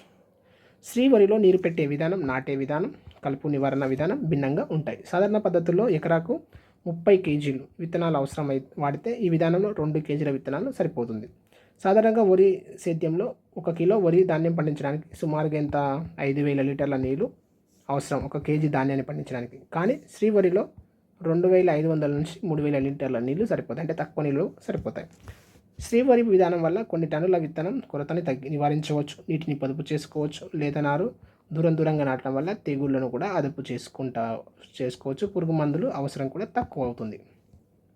ఉన్న పొలానంతా ఒక పంటతోనే సరిపెట్టకూడదు. రకరకాల పంటలు వేసుకోవడానికి వీలుగా మార్చుకున్నాను. అలాగే ఎవరికో లాభం వచ్చిందని, ధర బాగుందని కాకుండా మిశ్రమ పంటలను పండిస్తున్నాను. ఎవరినో చూసి కాకుండా ఈయన ఏం చేస్తుండో అన్ని మిశ్రమ పంటలను సాగు చేస్తున్నాడు. రైతు ఎవరి మీద ఆధారపడకూడదు. తిండి గింజలు, ఆహార ధాన్యాలు, కూరగాయలు, పండ్లు, పప్పు దినుసులు, నూనె గింజలు, తమలపాకులు, కుంకుడుకాయలు, కొబ్బరికాయలు, పూలు, పాలు, పెరుగుతో సహా స్వయం సమృద్ధిని సాధించి మేలైన వ్యవసాయానికి శ్రీకారం చుట్టాడు. ఎవరు? నాగరత్నం నాయుడు. శ్రీవరి సాగుతోనే సేంద్రియ వ్యవసాయం సంపూర్ణమని భావించకుండా మిశ్రమ పంటలపై దృష్టి సారించి వేరుశనగ, కంది, పెసర, మినుము, రాగులు, మొక్కజొన్నలు పండిస్తున్నారు. పండ్లలో అరటి, మామిడి, జామ, సపోటా, సీతాఫలం, కొబ్బరి, తాడి, నేరేడు, అంజూర, ప్యాషన్ ఫ్రూట్, బొప్పాయిలను సాగు చేస్తున్నారు. ఔషధ మొక్కలైన అవిసె, ఉసిరి, లెమన్ గ్రాస్, వేప, ఒట్టివేరు, కలబంద, అల్లం, మిరియాలు, పసుపు, కస్తూరి పసుపు, సరస్వతి ఆకు, అడ్డసరం మా పొలంలో ఇవన్నీ కూడా ఉన్నాయంట. కాయగూరల్లో కాకర, వంగ, బెండ, టమాటా, చిక్కుడు, అనస్ప, గుమ్మడి, సోర, మునగలను మా క్షేత్రంలో చూడవచ్చు. నూనె గింజల్లో వేరుశనగ, ఆముదం, పూల మొక్కల్లో బంతి, చేమంతి, గులాబీ, మందారం, కనకాంబరం, మల్లెలు ఉన్నాయంట. ఇతర రాష్ట్రాల్లో, దేశాల్లో సాగు చేసే heliconia, red ginger, shampoo ginger, heliconia ఫ్యాడ్ పూల జాతులు కూడా ఏం చేస్తున్నాడు, పెంచుతున్నాడు. సేంద్రీయ వ్యవసాయమే సమస్యలన్నిటికీ పరిష్కారం అని సూచిస్తున్న నాగరత్నం నాయుడు పొలంలోకి విద్యార్థులను ఆహ్వానించి రేపటి తరం వ్యవసాయాన్ని వృత్తిగా ఎంచుకునేలా మార్చాలని విద్యార్థుల్ని కృషి చేస్తున్నారు. కలుపు మొక్కలనే పచ్చిరొట్ట ఎరువులుగా ఏం చేస్తున్నాడు, ఈయన యూజ్ చేస్తున్నాడు. మల్చింగ్ ద్వారా ఏం చేస్తున్నాడు, నీటి పొదుపును పాటు వర్మి కంపోస్ట్ సొంతంగా తయారు చేసుకుంటున్నారు. పొలంలో పురుగులను, రసాయనిక ఎరువులను పొరపాటున కూడా వాడడం లేదు. పురుగు మందులను కానీ రసాయనిక ఎరువులను కూడా ఈయన వాడటం లేదు. సేంద్రియ విధానాన్ని ప్రోత్సహిస్తే ఎరువులు క్రిమిసంహార మందులపై రైతులు పెట్టే ఖర్చు ఏమవుతుంది, చాలా తగ్గిపోతుంది. శ్రమకు తగ్గ ఫలితం లభించదు. సహజ వనరులను ఇచ్చే చెట్లను పెంచే కార్యక్రమాలు చేపడితే పర్యావరణం ఏమవుతుంది, పరిశుభ్రంగా ఉంటుంది, ఆరోగ్యమైన వాతావరణం ఏర్పడుతుంది. వ్యవసాయంలో పాడి పరిశ్రమను ఏం చేయాలి, మిళితం చేస్తూ గోవు ఆధారిత వ్యవసాయం చేస్తున్నారు. పంచగవ్య, జీవామృతం వంటి పంట దిగుబడినిచ్చే ఎన్నో రకాల జీవ ఎరువులను ఉపయోగిస్తున్నారు. ఈ విధమైన జీవ ఎరువుల వాడకం వల్ల ఏమవుతుంది, పంట దిగుబడి పెరగడమే కాకుండా పర్యావరణం కలుషితం కాకుండా కాపాడుకోవచ్చని ఆయన భావిస్తున్నారు. ఎవరు, నాగరత్నం నాయుడు. రైతు పొలాలలో శాస్త్రజ్ఞులు అనే కార్యక్రమం సత్ఫలితాలను ఇచ్చినట్లే రైతు పొలంలో విద్యార్థులు అనే విలక్షణ అవగాహన కార్యక్రమాన్ని ప్రారంభించారు. ఎవరు, నాగరత్నం నాయుడు. విలక్షణ అవగాహన కార్యక్రమాన్ని ప్రారంభించారు. అందమైన ఆకర్షణీయమైన ప్యాకులలో లభించే ఆహారం పదార్థాలు సృష్టి ఎలా జరుగుతుంది, వాటిని పండించే రైతు బురదలో దిగి పడే శ్రమని, మొద్దుబారిన చేతుల్ని, బొబ్బలెక్కిన వేళ్లను ఒకసారి ప్రజానీకం చూడాలి. వ్యవసాయం పట్ల ఆసక్తిని, గౌరవాన్ని కలిగించారు. ఇంజనీర్, డాక్టర్, టీచర్, లాయర్ అని చెప్పుకున్నట్టే రైతు కూడా తన వృత్తిని గౌరవంగా చెప్పుకునే రోజులు రావాలని ఆయన ఆకాంక్షించారు. దేశానికి కావాల్సిన ఆహార భద్రత, ఆరోగ్య భద్రత, ఆర్థిక భద్రత మొదలైన అన్ని వ్యవసాయం ద్వారానే సాధించగలమని ఆయన ప్రగాఢ విశ్వాసం. నాగరత్నం నాయుడు వరి సాగు ద్వారా పరిచయం అయినప్పటికీ యథార్థానికి ఆయన ఒక ఆదర్శ రైతు. వాణిజ్య పూల సాగు, ఫ్లోరికల్చర్తోనే మంచి రైతుగా పరిచయం అయ్యారు. ఎక్కడో హాలాండ్లో ఉన్న పూజాతులను మన రాష్ట్రంలో సాగు చేసి సంచలనం సృష్టించారు. 1990లో మహారాష్ట్ర బెంగళూరులోనే పెంచడానికి సాధ్యమయ్యే విదేశీ పూలను నీటి ఎద్దడి ఉన్న తారామతిపేటలో పెంచారు. అంతేకాకుండా వాటి మార్కెట్ను చేయడంలో సమయస్ఫూర్తిని, చొరవని ప్రదర్శించారు. వ్యవసాయ రంగం పై స్థాయికి చేరుకోవాలంటే రైతుకు కావాల్సిన ప్రభుత్వ ప్రోత్సాహకమే కానీ రైతులు కాదు. రైతుల పరిజ్ఞానం వికసించేందుకు సహకరించే శాస్త్రవేత్తలు కావాలి. వారు ఎక్కడో ఉండకూడదు, రైతు పొలంలోనే ఉండాలి. రైతుతో సహా ఏం చేయాలి, వాళ్ళు కూడా పరిశ్రమించాలి. చదువుకునే విద్యార్థులు తాము రైతుగా స్థిరపడాలనే ఉద్దేశం కలగాలి. ఐటీ ఉద్యోగి, వ్యాపారి తన బిడ్డ రైతుగా స్థిరపడితే బాగుండు అనుకోగలగాలి. ఆ రోజే సుస్థిర వ్యవసాయ విధానం సాధ్యమవుతుంది అనేది నాగరత్నం నాయుడు యొక్క ఆదర్శ రైతు యొక్క సక్సెస్ఫుల్ స్టోరీ. రసాయన సేంద్రియ ఎరువుల మధ్య తేడాలు. రసాయన మరియు సేంద్రియ ఎరువుల మధ్య తేడాలు చూద్దాం. ఈ టేబుల్ చాలా ఇంపార్టెంట్. రసాయన ఎరువులు మరియు సేంద్రియ ఎరువులు. రసాయన ఎరువులు చూడండి, ammonium sulphate, ammonium phosphate, ammonium nitrate, ammonium chloride, urea. ఇవన్నీ ఏంటివి, రసాయన ఎరువులు రకాలు. సేంద్రియ ఎరువులు చూసినట్టయితే పత్తి, వేరుశనగ, వేపగింజల చెక్క, రక్తపు పొడి, ఎర్రచందనం, బ్లడ్ మీల్స్, చేపలు, కోళ్ళు, పశువుల విసర్జితాలు, కుళ్ళిపోయే పచ్చిరొట్ట, కంపోస్ట్, వానపాముల ఎరువు. ఇవన్నీ కూడా సేంద్రియ ఎరువుల యొక్క రకాలు. ఇవి సింథటిక్ పదార్థాలతో తయారవుతాయి. ఇవి రసాయన ఎరువులు సింథటిక్ పదార్థాలు తయారవుతాయి. ఇవి జీవ సంబంధ పదార్థాలతో తయారవుతాయి. ఇవి పారిశ్రామికంగా తయారు చేస్తారు. ఇవి సహజంగా వాటంతట అవే తయారవుతాయి. వ్యవసాయదారులు కూడా తయారు చేసుకుంటారు. ఇవి చాలా ఖరీదైనవి, తగిన పరిమాణంలో లభించవు. అంటే అందరికీ అంత కావాల్సినంత లభించవు. ఇవి చౌకైనవి, తగినంత లభిస్తాయి. వీటిలో ఎన్పీకే, నైట్రోజన్, ఫాస్ఫరస్, పొటాషియం ఎంత ఉంటుంది, 20 నుంచి 60% ఉంటుంది. వీటిలో ఓన్లీ 14% మాత్రమే ఉంటుంది. ఫాస్ఫరస్, నైట్రోజన్, పొటాషియం మూలకాలు సమాన పాలలో లేదా వివిధ పాలల్లో కూడా ఉండొచ్చు. మనం చూస్తాం కదా బ్యాగుల మీద ఎన్పీకే డిఫరెంట్ 50, 20, 30 ఇట్లా ఉంటుంది. ఒక్కొక్క బ్యాగ్ పైన ఒక్కొక్క రకంగా ఉంటుంది. నైట్రోజన్, ఫాస్ఫరస్, పొటాషియం మూలకాలు సమాన పాలలో ఉండొచ్చు, వివిధ పాలల్లో ఉండొచ్చు. ఇందులో రాసాయనిక ఎరువుల మొక్కలకు కావాల్సిన స్థూల సూక్ష్మ పోషకాలు దాదాపు లభ్యమవుతాయి, అయితే సమపాలలో ఉండవు. ఇందులో సమపాలలో ఉండవు కానీ స్థూల సూక్ష్మ పోషకాలు అందుతాయి. పోషకాలు ఎక్కువ విడుదల అవ్వడం వల్ల పంట దిగుబడి రేటు ఎక్కువగా ఉంటుంది, అయితే ఇది కొంతకాలానికి మాత్రమే పరిమితమై ఉంటుంది, దీర్ఘకాలం ఉండదు. పోషకాలు నెమ్మదిగా విడుదల కావడం వల్ల పంట దిగుబడి కొంత తక్కువగా ఉంటుంది, కానీ స్థిరంగా ఉంటుంది, నేల సారం కాపాడుతుంది. మొక్కలకు కావాల్సిన ప్రధాన మూలకాలకైన నైట్రోజన్, ఫాస్ఫరస్, పొటాషియంలు పంట అవసరాలకు అనుగుణంగా అందజేస్తాయి. నేలలో వేసిన వెంటనే మొక్కలకు అందుతాయి. ఇవి ఏం చేస్తాయి? పంట అవసరాలకు అనుగుణంగా అందుతాయి. ఎన్పీకే అనేటువంటి వెంటనే అందుతాయి. నేలకు సహజ పోషకాలు అందిస్తాయి. నేలలో ఉండే జీవ సంబంధమైన పదార్థాలను, నేల స్వరూపాన్ని, నీటిని పోంచుకునే శక్తిని పెంపొందిస్తాయి. ఏటివి? సేంద్రియ ఎరువులు. నేల సారం తగ్గకుండా గాలి, నీటి వల్ల నేల క్రమక్షయానికి గురి కాకుండా చేస్తాయి. ఇవి గాలి కానీ నీటి వల్ల కానీ నేల క్రమక్షయం అనేటువంటి జరగకుండా చూస్తాయి. పోషకాలను నెమ్మదిగా స్థిరంగా విడుదల చేస్తాయి. ఏటివి? సేంద్రియ ఎరువులు. నష్టాలు: చాలా రకాల రాసాయనిక ఎరువుల వల్ల ఏమవుతుంది? ఆమ్ల స్వభావం కలుగుతుంది. నేల అనేటువంటిది ఆమ్ల స్వభావాన్ని పొందుతుంది. ఎక్కువగా వాడడం వల్ల నేల ఆమ్ల స్వభావాన్ని పొందుతుంది. నేల సారం ఏమవుతుంది? తగ్గిపోతుంది. వీటిని ఉపయోగించే వ్యక్తులు శరీరం మీద మంటలు, దురదలు వంటి దుష్ప్రభావాలు కూడా కలుగుతున్నాయి ఈ ఎరువులను ఉపయోగిస్తే. ఇవి పోషకాలను సమాన పాలలో విడుదల చేయలేవు. అంటే మనకు కావాల్సిన అన్ని పాలలో సమాన స్థాయిలో ఎన్పీకేను సమాన స్థాయిలో అందించలేవు. నెమ్మదిగా విడుదల కావడం వల్ల పంటలకు తొందరగా అందవు. అందువల్ల ముందుగానే పొలంలో వేసుకోవాల్సి ఉంటుంది. అందువల్ల ఏం చేయాలి? వాటిని పంట సాగు చేసే కంటే ముందే పొలాలలో వేసుకోవాల్సి ఉంటుంది. ఈ రసాయన ఎరువులు ఏంది? పంట వేసిన తర్వాత, మొక్క పెద్దగా అయిన తర్వాత వేసుకున్నా కూడా ఇవి తొందరగా మొక్కకు అందడం అనేటువంటిది జరుగుతుంది.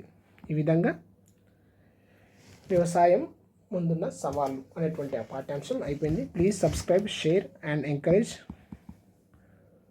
Thank you everyone.